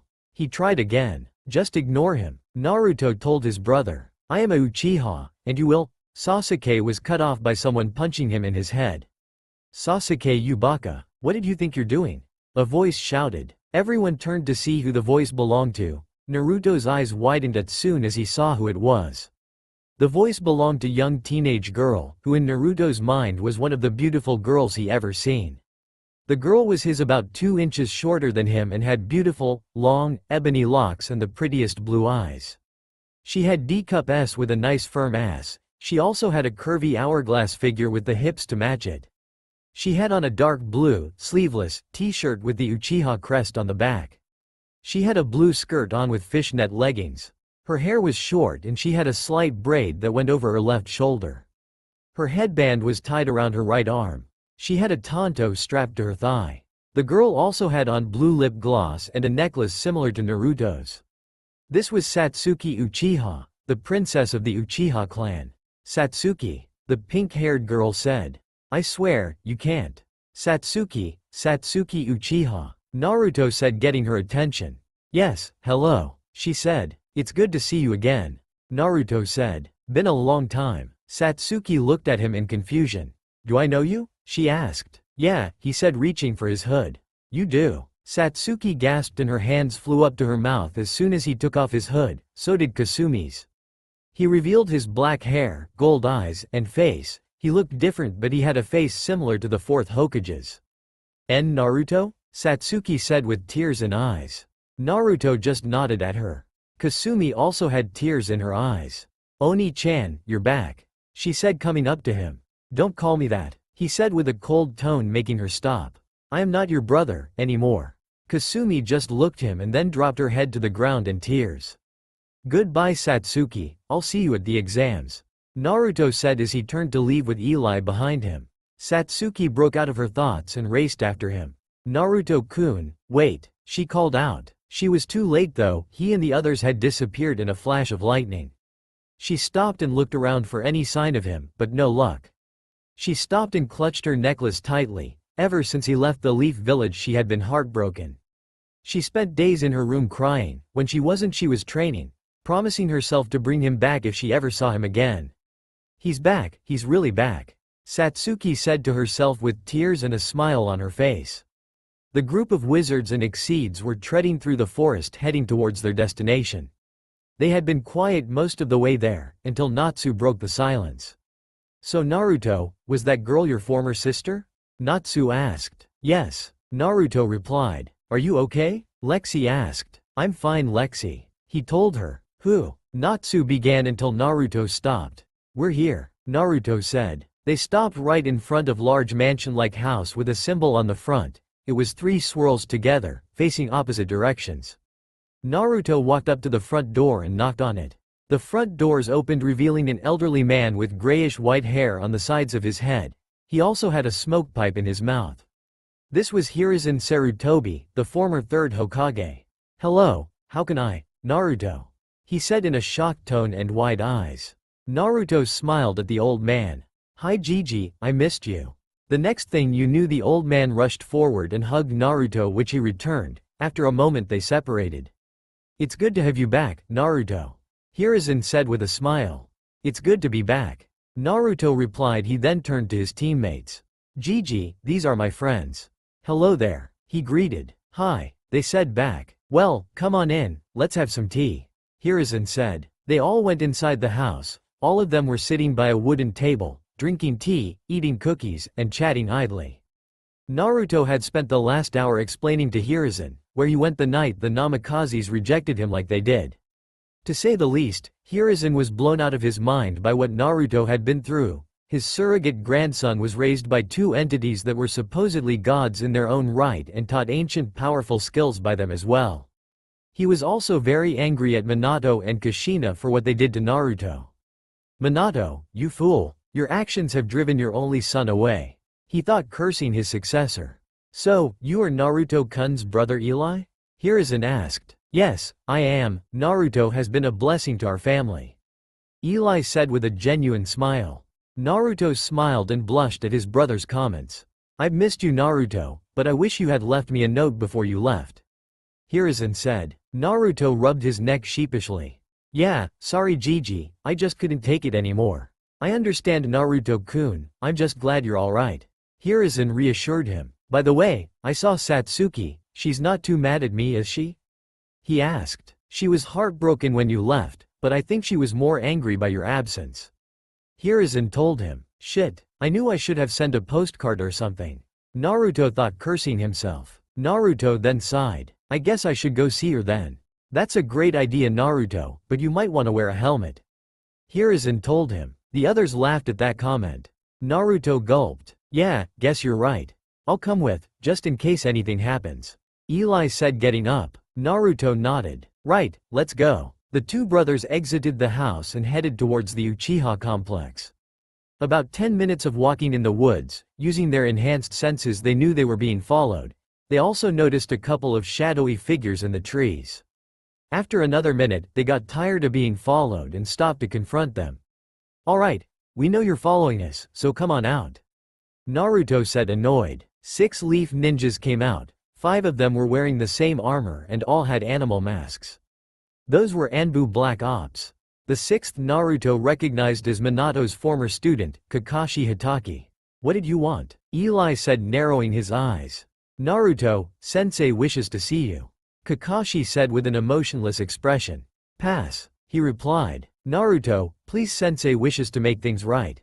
Kakashi said. Still doing his dirty work, Hatake? I thought you killing Rin would have changed you by now. Naruto said, getting wide eyes from Kakashi. How do you, Kakashi, but was silenced when Naruto appeared behind him and delivered a swift chop to his neck, knocking him out. The Anbus were shocked and took defensive stances. Namikaze-sama, please. Your father only wishes to. The male Anbu was pierced by a sword made of lightning by Eli. 2 others were subdued by chains made of shadows. 1 was incinerated by flames, leaving 1 purple-haired Anbu left.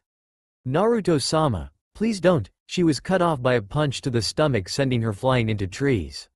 Well, that was pathetic, let's go. Eli said. The 2 then left the pathetic leaf ninja unconscious, onto the Uchiha compound. The Uchiha compound. Naruto stopped in front of the door and knocked. It opened to reveal a beautiful woman with raven-haired locks and dark eyes. Hello, how? Naruto. She yelled and rushed forward to hug him. Hi, Makoto-chan, Naruto said, hugging her. Makoto then noticed Eli. Oh, who's this? This is my brother, Eli. Naruto said. Hello there, it's nice to meet you. Eli greeted. Well, come in, she pleaded. They were now in the house, sitting idly by the table, in the living room. So, when did you get back, Naruto? Makoto asked her surrogate son. Today, sorry I didn't come by sooner. He apologized. Oh, who cares, I'm just glad you're home. Makoto said. I hope you've been taking care of him. Makoto told him sternly. Don't worry, I have, though he is a handful. Eli chided. Oi, that's not true, Eli. He shouted. They just laugh at Naruto's reaction. They were interrupted by Satsuki entering the living room. Ka-san, have you seen Naruto? Satsuki screamed. Hey, Satsuki-chan. He said nervously. The girl just stared at him in shock, then broke out of it and had angry look on her face. She went forward, grabbed him by his shirt and dragged him outside to the training grounds. Eli just looked at what happened, shrugged, and headed outside. You jerk, Satsuki screeched. The next thing you heard was the sound of someone being hit and Naruto grunting in pain. Naruto was on the ground, holding his cheek in pain. Naruto looked up to see Satsuki, with an angry look on her face. Naruto sighed. Okay, I deserve. He was cut off by Satsuki hugging him. He blushed at the contact and also because her D-cups were pushing up against him. Satsuki then broke the hug, but didn't let go of Naruto. She looked at him and then glomped him into her bosom and started kissing him all over. She wouldn't stop despite his protests. Eli, who had just came outside, just looked at them for a moment, then burst into laughter. After a minute he calmed down a bit. Hey, do you think you could? Get off my little brother, ha ha. Eli said between laughs. Satsuki stopped and looked at him. She then looked back at Naruto and saw she was suffocating him against her chest. Oh, she said, then let go.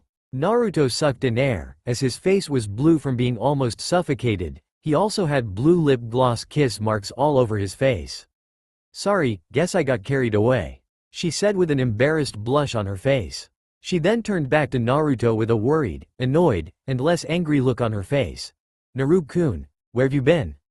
You were gone for years, she asked, demanded. Sorry Satsuki-chan, I just couldn't take being neglected anymore, Naruto said. Satsuki sighed. I just glad you're back, I missed you. I missed you too, Naruto said, getting up. Satsuki got up and hugged him again, which he returned. They were interrupted by an ahem. They looked and saw Eli with a smirk on his face. The two saw what he was looking at and separated with blushes on their faces. Oh hello, who are you? That's Eli, my big brother. You have a brother? Satsuki asked. We're actually cousins, but I see Naruto as my younger brother, so he is. Eli told her. Well, it's nice to meet you Eli, I'm Satsuki Uchiha. She greeted. I know, Naruto told me about you. You were the one thing he wouldn't shut up about. Eli told her with a grin. Eli, Naruto said with an embarrassed blush. Oh, you've been talking about me, Naruto-kun? She asked with a sly grin. It's not like that Satsuki, I swear. Naruto said. Oh please, boy, you talk about her like she was the earth and heaven to you.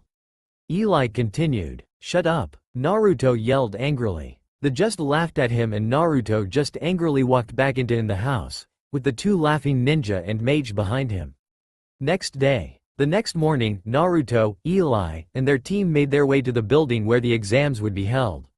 Oh yeah, I'm all fired up, Natsu shouted. You sure are happy, Lexi said with a grin. Heck yeah, we gonna show these loser who's boss, right Happy? Natsu said. Aye, sir. Happy agreed. Alright you guys, let go, Eli said. The group of wizards made their way into the building. They went up the stairs towards the exam room, where they saw a group of kids in front of the door. They saw a boy in green spandex and bowl-cut haircut on the ground. He was also sporting a bruise. In front of the door, there were two boys. Please, let us through so we can take the exams, he pleaded. Take our advice kid, just go home, one of the boys said. Yeah, this ain't for the faint of heart, the other said. Naruto and Eli rolled their eyes and went forward, with the others behind them. The kids in front saw them and as Naruto reached for the door handle, they intercepted him. Hey, he was cut off by Naruto grabbing him by his shirt and forcing him up against the wall, hard making a small crack in it. The other saw this and tried to help his friend only to be grabbed by the throat by Eli. Hey, we're just kidding, can't we have some fun once in a while? He said nervously. Naruto smirked coldly, making him pale. Sure, if you like being fried, that is. He emphasized his point by charging his hand with lightning, scaring him even more.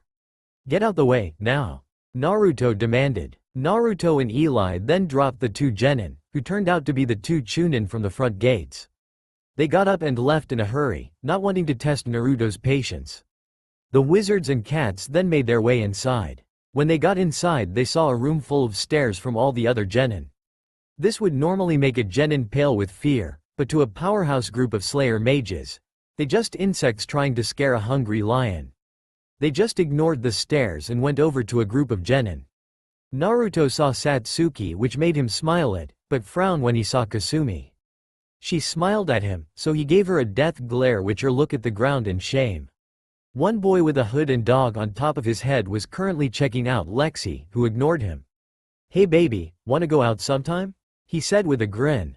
Go away, dog boy, she said in annoyance. Come on, you know you want me. Kiba continued. Hey mutt, the lady said back off.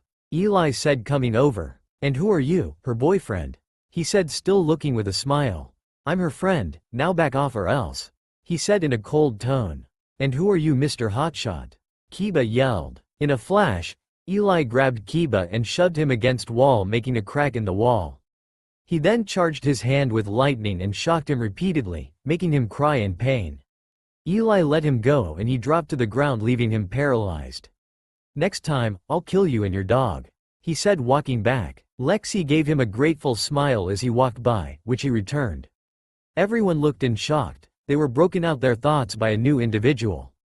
You should probably keep it down, a voice said. They turned to see a boy wearing glasses and purple shinobi top in front of them. Who are you? Sakura asked. My name is Kabuto Yakushi.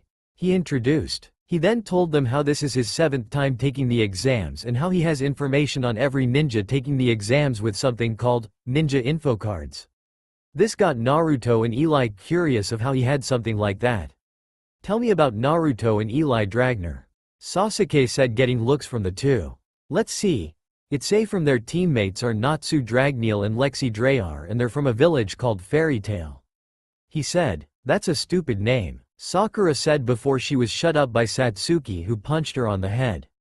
Don't insult Naruto-kun, you bitch. She yelled. As I was saying, these two have. Holy shit, he said, getting everyone in the room attention. It says here they've all done 20 D ranks, 20 C ranks. He was cut off by Sasuke. So, we've all done C and D ranked missions. Sasuke said with a smirk, thinking he was better. I'm not done, they also done 10 B ranks, 10 A ranks, and 15 S ranks. He yelled. Everyone was shocked and had their jaws dropped, except for Sasuke, who glaring at them in anger and jealousy, Naruto, Eli, and the rest of their team had smirks on their faces. Kabuto then spoke up again. Wait, there's more. It said these two are what's called S-class, which is the equivalent of a D-double-S rank ninja. He said with spit coming out his mouth. They're also known as the twin dragons of Fairy Tale, for their amazing power that resembles that of a dragon. It also says they should not be engaged on sight, ever. He said. Everyone just looked at them in fear and shock. Why are those two that strong? I'm the only one who deserves power. Sasuke thought angrily. Wow, Naru-kun's amazing. Satsuki thought with a blush and a giddy smile as she looked at Naruto. Note to self. Don't mess with these guys.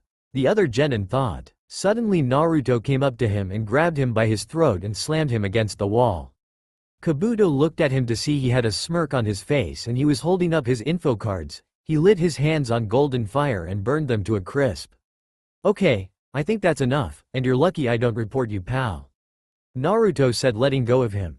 Suddenly a puff of smoke came from the front of the classroom. When it cleared, there was a group of Chunin proctors, and in the middle was a large man with a bandana on.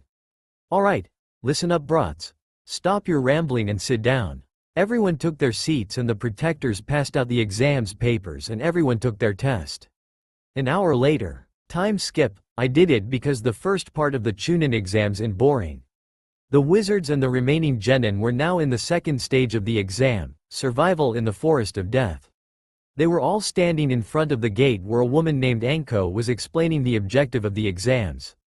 Alright, the objective is to survive 5 days in the forest. Each team is given a heaven scroll or earth scroll and both teams are required to possess both scrolls before they reach the forest in 5 days. She explained. Peefed, what a lame exam. Natsu said. Oh, feeling brave, huh? Anko said with a smirk. She then threw kunai, which he dodged. She then reappeared behind him with a kunai at his cheek. You hot-blooded types are always the first to go. She threatened. Natsu smirked. Hot-blooded, huh? Suddenly Natsu erupted into hot orange-red flames, which burned her and made her drop the kunai. Natsu then cloaked his fist in fire, spun around, and nailed her right in the face, sending her flying, knocking her unconscious. Natsu smirked. Who's hot now? He said cockily. Yeah, Natsu's not someone you want to mess with, like the rest of us. Said Lexi with a smirk. So, if I were you, I start the exam, now.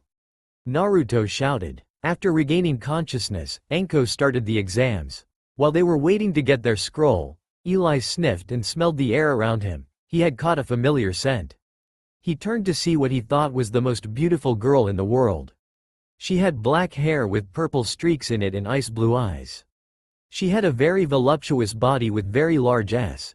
She also had creamy light tan skin, a nice plump ass, and the hips and figure to go with it. She was wearing a black leather jacket with hints of pink, a black strapless, sleeveless blouse and black leather jeans with black high heels on. She had a sword on her back and she also had on blue eyeliner and dark purple lipstick. Suddenly he recognized her scent and his eyes widened, like he had seen a ghost. No way, is that Treya? He thought. The girl saw him and her eyes widened as well. She smiled as well, but it was a mischievous one. Then suddenly she blew a kiss at him and then walked away. Eli broke out of thoughts and was about to go after her, but he was stopped by Naruto when he came over and got him. so they could go to their gate and start the exam. Inside the forest of death, there was a team of cloud ninja in the middle of it. He first was a dark-skinned boy with spiky white hair. He was wearing a kumo flak with a sword on his back and was sucking on a lollipop. The other was a flat-chested, dark-skinned, red-haired kunoichi with a sword on her back. She was wearing a long-sleeved dress underneath a kumo flak jacket. The third was a girl with short, straight, blonde hair. She was wearing a kumo flak jacket around her stomach and had a rather sizable bust. They were standing in forest trying to come up with a plan. "I think we should find the nearest team and take their scroll," the redhead said. "But Karui, what if that team of high-ranked ninjas are that team? They could kill us and take our scroll." Her male teammate told her. "Oh please Omoi, I could handle those two losers with one hand tied behind my back." "Right, Samui," Karui yelled. "But still, we should be careful, just in case it is them." The blonde said. "Yeah, you never who could sneak up on you," a voice shouted. The three Kumo ninjas were startled and got on the defense. Suddenly 4 figures dropped from the trees: Naruto, Eli, Natsu, and Lexi. Each had a sporting grin of their own. The Kumo ninja tensed up as they saw the 4 mages. "Hand over the scroll and we won't pick you apart, piece by piece," Naruto said in a cold tone. "Like we handed over to you losers," Karui said with a smirk. She then went a set of hand signs. "Eat this, lightning style. Shocking inspiration," she yelled. A trail of lightning went towards Lexi, who had a smirk on her face. She surprised the other team by eating her lightning. How did you?" Karui started but was cut off by Lexi. "Lightning devil rage," she shouted. A medium-sized bolt of white lightning came from her mouth and went towards Karui, who was still too shocked to move out the way. She was zapped by 1,000 volts of demon lightning and fell unconscious with slight burns on her body. Karui's teammates looked in shock at what happened. "We warned ya, Fire Dragon Iron Fist," Natsu shouted, then came towards Omoi, who had time to block it, but that didn't do much as he was still sent flying towards a tree. Then Samui was the only left. Naruto and Eli just smirked and decided to end this quick. "Sky Dragon Roar," Naruto bellowed. A tornado of magic sent flying, and then suddenly Eli appeared behind her. "Lightning Dragon Jaw." He then clasped his hands together, covered them in lightning, and slammed her to the ground. After the quick battle, they found a heaven scroll, which was what they needed. Suddenly they heard a loud high-pitched scream. Naruto recognized it as Satsuki's. "That's Satsuki, she need help," he said. His team nodded at him and went off to help the young heiress. Right now Satsuki and Kasumi were in front of an unconscious Sasuke Uchiha, and one Sakura Haruno trying to protect him. The 2 genin were facing a large snake, glaring down at them with murderous intent. On top of the snake was a tall grass ninja with dark, emotionless eyes and a long snake-like tongue, looking down at them in glee. Heh, looks like today's the day you die, daughter of the 4th Hokage," he said with an evil smirk. He and his snake then charged right at the 2 heiresses, and the snake wrapped its long tongue around Satsuki. Just before it could do anything else, a blast of fire incinerated the giant snake and disappeared in a puff of smoke. Orochimaru landed on the ground with a look of shock on his face. Satsuki started to fall, but was suddenly caught by something or someone. She opened her eyes to see the person who had saved, and she had a happy look on her face when she saw who it was. "Naruto-kun," she said with a blush and hearts in her eyes. "Hey Satsuki," Naruto said with a grin. "Oni-chan?" Kasumi said with a shocked look. What just?" He was cut off by another voice. "White Dragon Punch." The next thing he knew, he was punched by a clone of Naruto who had a white light-covered fist. The blow sent him flying several meters away. Suddenly Eli, Natsu and Lexi appeared. Naruto went over to Natsu and handed Satsuki to him. "Natsu, Lexi, get them out of here, now," he ordered. But Natsu started. "Don't argue, just do it," he yelled. Natsu flinched in fear, but nodded and went over to Sakura and grabbed her as well. Lexi grabbed the unconscious Sasuke and Kasumi, despite her protests. The only ones left in the area was Naruto, Eli, and Orochimaru, who had just gotten his second wind. Orochimaru stared at the 2 boys with hatred and intent. That was quite a punch, and that boy, he looks almost like Minato." He thought. So you're Minato's lost boy, are you? He said. Suddenly Naruto appeared in front of him and delivered a strong uppercut, knocking him into the next tree. Orochimaru once again regained his bearings and looked at the boy. Don't ever call me that man's son, he's dead to me, he said with a cold glare. Quite a temper. Orochimaru mused. In a flash of lightning, Eli appeared above him. He's not the only one, Eli said. He slammed his fist into his open palm. Ice make, javelin. Eli shot lances of ice at Orochimaru, who slithered his way around them, narrowly dodging the attacks. Naruto then decided to lend his brother a hand and disappeared in a flash of fire and appeared behind Orochimaru. His hands glowed blue and he then slammed his hands into the ground and a wall of ice came up, blocking his escape. Eli came down to their level, making Orochimaru turn his attention to him. He charged at Orochimaru with a barrage of punches and kicks which he nearly blocked, except for one hit that sent flying into the ice wall. Orochimaru then leapt over to another tree. He then went through some hand signs. Fire style. Fireball jutsu. He shouted. He blew a ball of fire at Naruto, who was ready.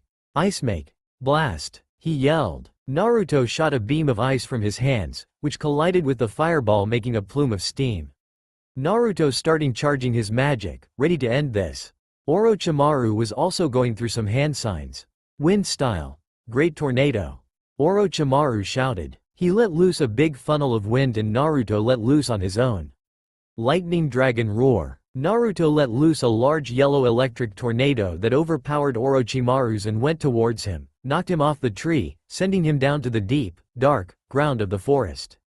Let's make sure he stays down. Shadow dragon black rays. Eli shouted. He let loose a huge blast of multiple black-colored rays. The rays went down to the area Orochimaru was and destroyed the everything around it.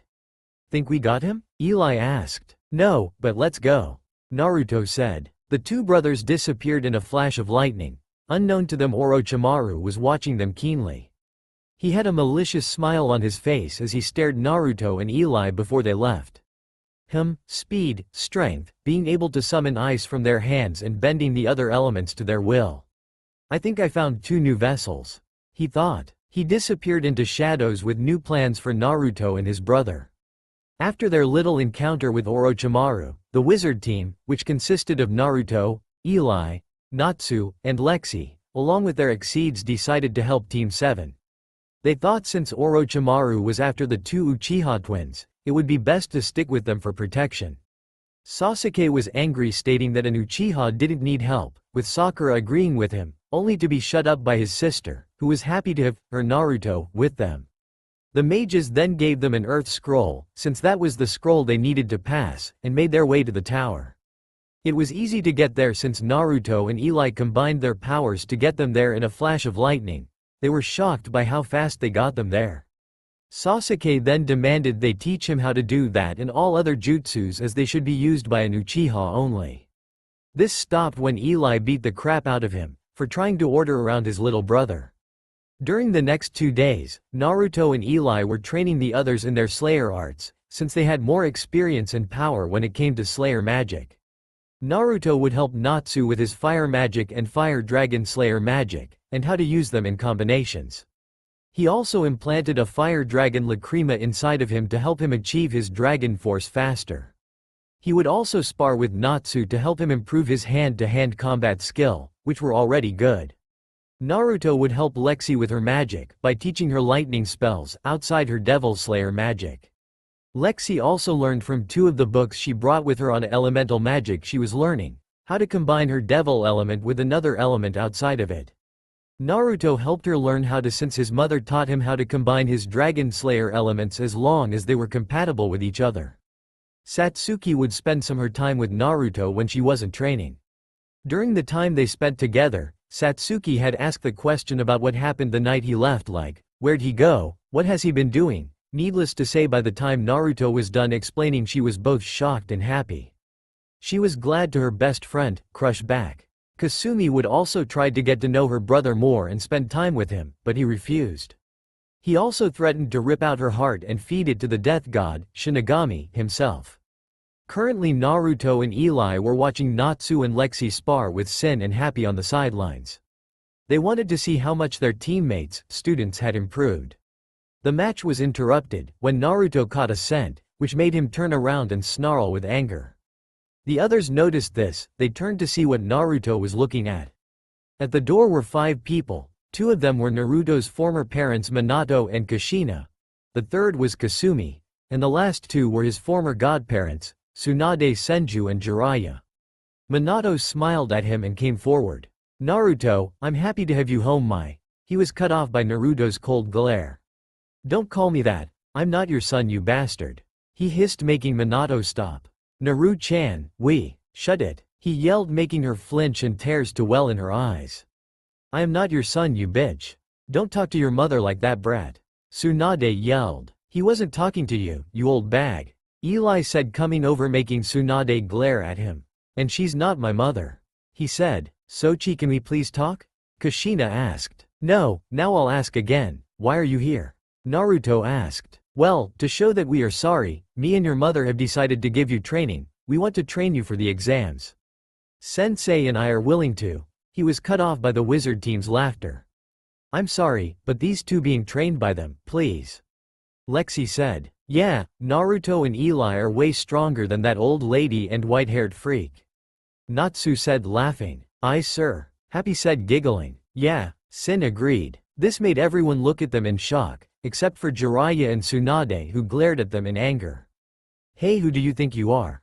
Tsunade yelled. "You should be grateful to be trained by us, the Sannin," Jiraiya said hotly. "Oh please, I bet the only reason Gigi only chose you was because he felt sorry for you," Naruto mocked. "Do us a favor, take these losers and get out of here, now," Eli said. Tsunade was about to yell at him, until she got a weird look and smirk on her face. "Okay, then kid, how about a deal?" she said. Eli looked at like she was crazy. "A deal? You and that brat beat us, we leave you alone, we win, you train under and spend time with your mother," she said with a smirk. The brothers just sighed. "If you 2 idiots want to eat your dinner through a straw, fine," Eli said, then turned to Naruto. "I'll take the blonde bitch." "Right," Naruto nodded. The others moved to the sidelines and Eli and Tsunade were in the center of the arena. "You should just give up and be trained, kid, there's no way 2 brats can beat us," Jiraiya said with smirk. Naruto didn't reply. At the center, Eli and Tsunade faced down. Tsunade had a smirk on her face and Eli just stood there with his arms crossed. "Hope you're ready, kid, 'cause all I need is 1 finger too." She was cut off by Eli appearing in front of her and delivering a strong elbow strike to her cheek. He then continued with a left haymaker that sent her a few feet away. Then Eli jumped in the air and delivered a right roundhouse kick to her solar plexus. Tsunade just stood there in shock of what happened. How'd the boy in front of her get the drop on her like that? Eli just looked at her with an impassive look. Tsunade got an angry look on her face and charged at him. She cocked back her fist and shot it forward. Eli just waited for it to come and shot his hand and blocked it. Everyone, except for the wizards, looked stunned at what happened. Tsunade just looked at him with wide eyes in shock and slight fear. No one's ever blocked her powerful punches before. Eli smirked, then he uppercut her, sending her away. But Eli grabbed her foot the moment she was sent flying and slammed her the other way on the ground. He then grabbed her by her shirt and punched in the stomach a few times, then threw her over his shoulder towards the wall. Her body hit it, making a huge spiderweb-like crack in it. Eli looked at her again and got a cold smirk on his face. "You know I was going to make you suffer for what you did to Naruto, but I decided, I'm just gonna put you out of your misery." He then charged at the blonde and cloaked his body in fire. Fire Dragon Sword Horn. He then delivered a fire-covered headbutt, sending her into the air. In midair, he flipped over her with his cheeks puffed up. Iron Dragon Roar. He then let loose a black tornado of metal and blasted her from behind, sending her down to the ground, making a small crater. In a flash of lightning, Eli was on the ground in front of Tsunade with his hands glowing red on fire. He grabbed her by chin and turned her the other way. He smirked, then got into a stance ready to end this. Dragon Slayer Secret Arts. Flame Lotus. Fire Dragon Fists. He bellowed. He then delivered a barrage of strong, red-hot, Fire Dragon Iron Fists to Tsunade, who was barely conscious. He finished it with one last punch that sent her across the arena. Eli jumped back and his hands glowed blue with ice. He got into a stance. And now to finish you. Dragon Slayer Secret Arts. Sapphire Cross. Exploding Ice Blade. He shouted. He thrust out hands and shot out a large torrent funnel of ice magic. When the attack hit Tsunade, she was engulfed in the torrent and you could hear was her screaming in pain. After the match ended, everyone could see Tsunade on the ground with a small pool of blood around her head. She was twitching in pain of the attack. She had multiple cuts, scraps, and bruises. Her clothes were ripped and torn almost everywhere. She had blood coming from her mouth and back of her head. Everyone looked in shock at what happened. Their Tsunade, who was the strongest woman in the elemental nations, lost to a mere boy of 16, in a matter of minutes. They couldn't believe it. What just happened? Kushina asked in shock. I don't know, Minato said. He beat Ba-san. Kasumi said in shock and fear. Eli then came over with Tsunade in his hands. He dropped her harshly on the floor. Here's your Sanin, stupid blonde didn't last 5 minutes against me, no offense Lexi.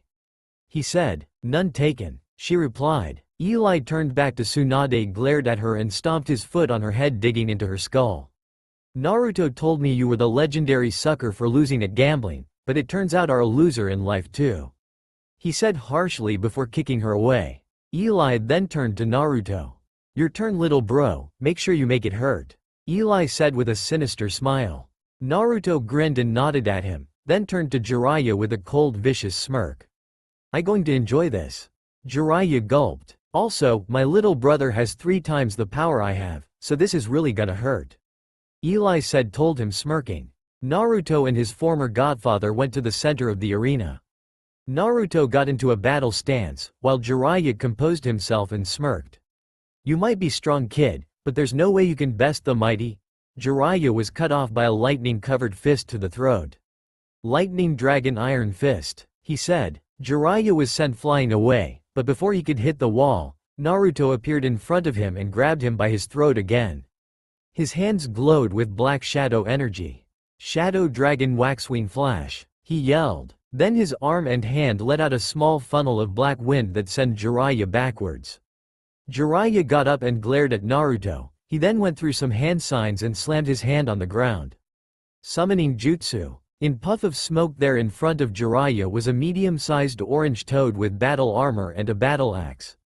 Naruto smirked. He charged his hands with white energy. He rose them up to his level. White Dragon Holy Ray, he yelled. He let out a barrage white light rays that struck Jiraiya and his toad 5 times before it ended. Jiraiya's summoning had poofed back to where he came from and he was on the floor barely moving. Naruto smirked. What's wrong godfather? Can't beat a snot-nosed brat.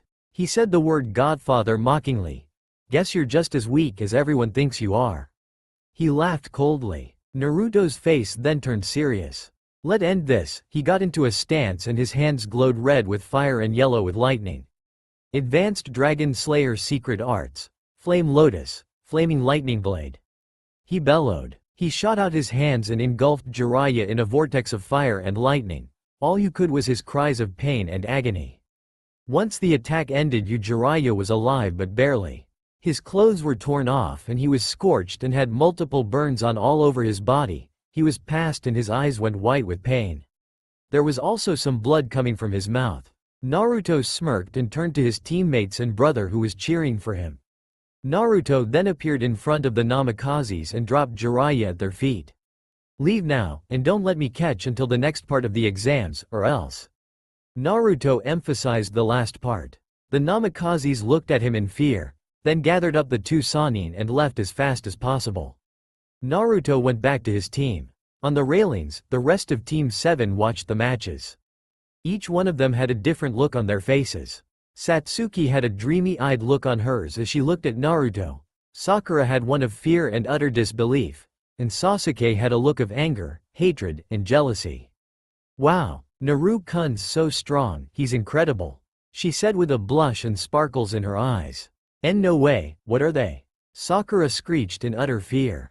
Where they'd get that power? I should have that power, an Uchiha, an elite. Sasuke thought as he glared at the 2 brothers. After the next 2 days the final part of the Chunin exams started, which was a simple tourney. The matches were decided by a randomizer that would pick who would fight who. Naruto and his team didn't really listen since to them the other teams were all weaklings. Soon the competition began. I going to skip most of the matches since they were mostly boring, and note the matches are changed a bit. Round 1. Sasuke Uchiha vs Yoroi Akato equals winner, Sasuke. Round 2. Shino Aburame vs Kiri Ninja 1 equals winner, Shino. Round 3. Hinata Hyuga vs Kiri Ninja 2 equals winner, Hinata. Round 4. Satsuki Uchiha vs Iwa Ninja 1 equals winner, Satsuki. Round 5. Sakura Haruno vs Ino Yamanaka equals draw. Round 6. Choji Akamichi vs Dosu equals winner, Dosu. Round 7. Naruto Dragner vs Tara Terumi. Looks like I'm up, Naruto said walking down to the arena. Good luck bro, Eli shouted. Win this for Fairy Tail. Natsu yelled. Naruto grinned at them then turned to his opponent.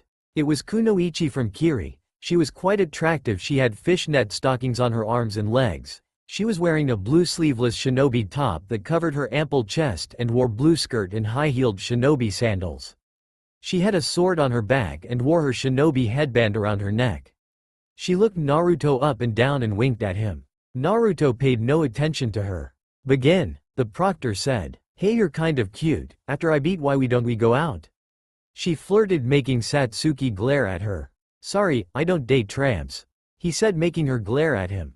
You're gonna regret that, she yelled. Tara got out her sword and charged at him. She swiped at him only for Naruto to dodge. She slashed at him over and over. She couldn't land a blow at all. She got tired of playing around and jumped back and went through some hand signs. Lava style. Lava bullets, she yelled. Naruto smirked and put up his hands and fingers in a way his father taught him. Shielding of light, he yelled. A white magic seal appeared in front of him. As the lava bullets came close, it glowed red and the lava was absorbed into the seal. Tara had her mouth open in shock. Naruto put his hands on his hips and gave her a smile. What, that all you got? He taunted. How did you? Tara began but was cut off when several black chains came up and wrapped themselves around her, then lifted her high in the air. Naruto then was engulfed in a golden light. When it faded, everyone was shocked at his new appearance. Naruto was now wearing a knight type of armor. It was white with blue stripe markings on the arms, legs, and helmet, and it had a wolf-like helmet and two golden yellow fang blades on his back.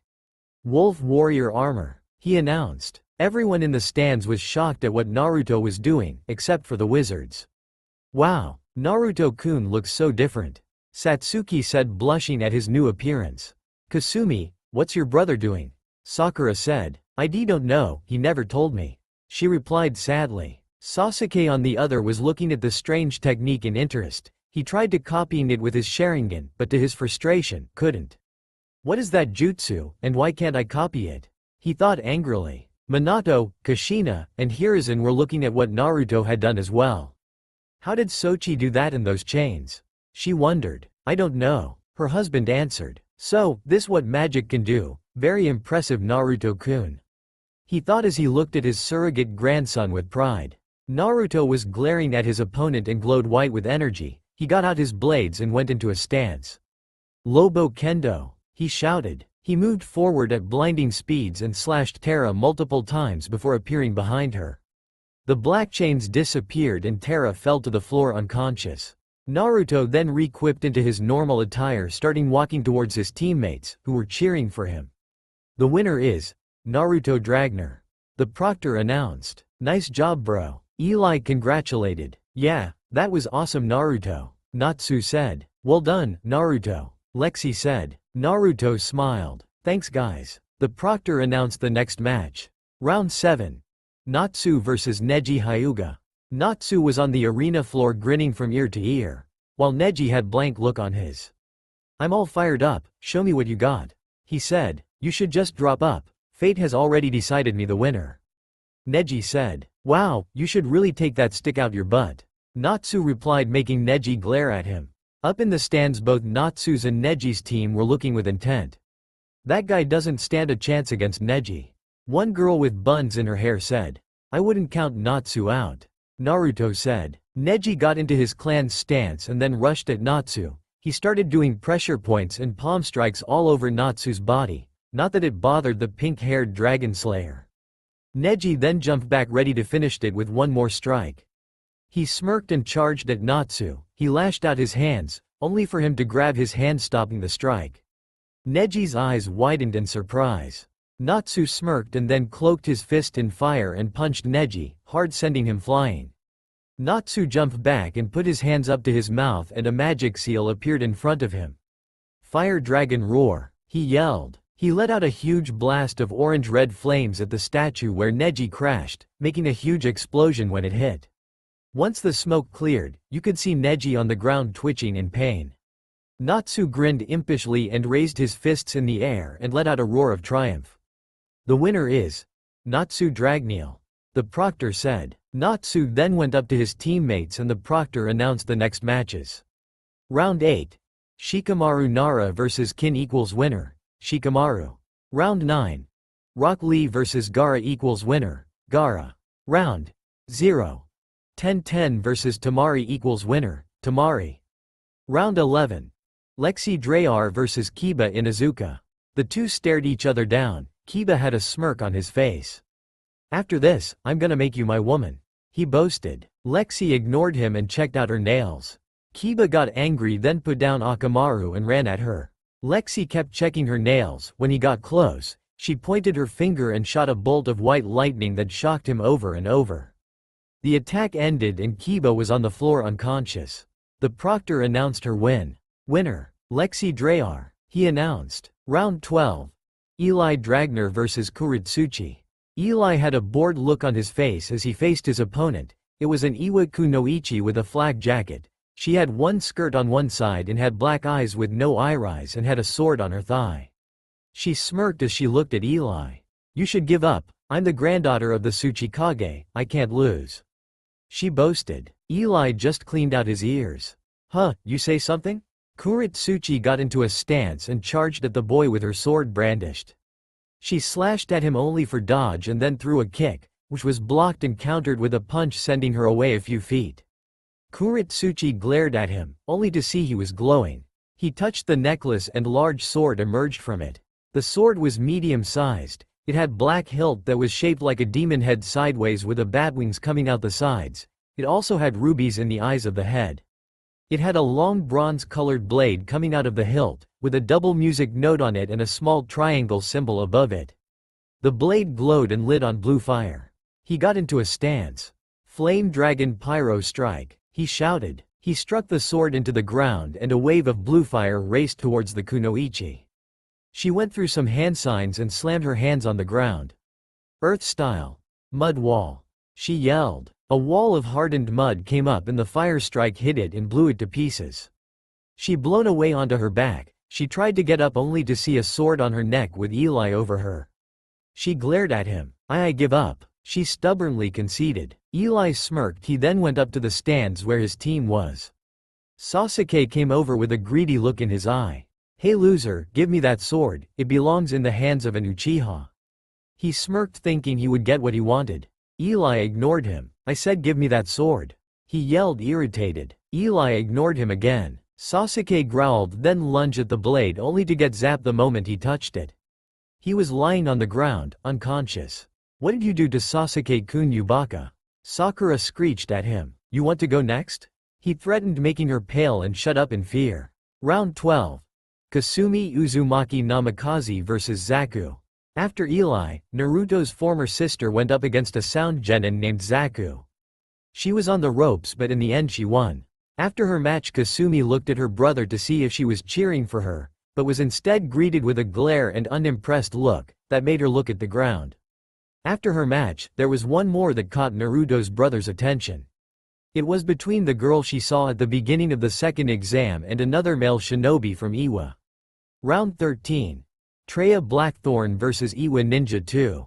Traya, not wanting to waste a minute, rushed at high speeds, that made Minato look like a slug, and cocked back her fist. Chaos Dragon Devastation Fist, she yelled. She shot out her fist and impaled the ninja with it. He grunted in pain, before falling to the floor dead.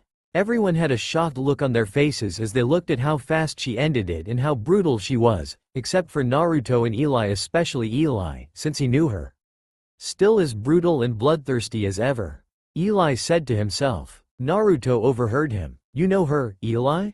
He asked. Yeah, she's Treya Blackthorn, the Chaos Dragon Slayer, daughter of Acnologia the Apocalypse Dragon. He replied. What? Acnologia's daughter, how do you even know her? He asked. Eli shushed him. Don't tell the others. Eli told him. Naruto was flabbergasted, but kept his mouth shut. After the tournament, the remaining genin and wizards were told that these were just preliminaries. They would face one another in the finals, which would be put off for a month for training. They all went to a ballot box to find out who they face. Round 1. Naruto vs Kasumi. Round 2. Eli vs Treya. Round 3. Shikamaru vs Tamari. Round 4. Satsuki vs Hinata. Round 5.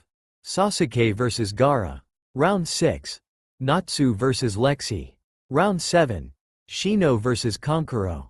Kasumi and her parents had a look of fear on their faces as they saw Kasumi would face her brother. Naruto had evil grin on his face. He grinned knowing he would face his former bitch of sister. He turned to them with a look that said, I'm going to enjoy making your daughter bleed all over. Which made them pale in fear. Natsu and Lexi smirked at each other, looking forward to finishing their match that was interrupted earlier. Eli on the other hand had a look of shock on his face, as he saw he would be facing Treya of all people, considering this was the second time he fought her. He looked over to her and saw she was looking at him and had a sickly sweet smile on her face. She blew him another kiss, then vanished into black smoke. After the matches were decided, Naruto's team left, ready to train to show the Leaf the power of fairy tale. That's all for now. If you enjoy this video, then please like, share and do comments.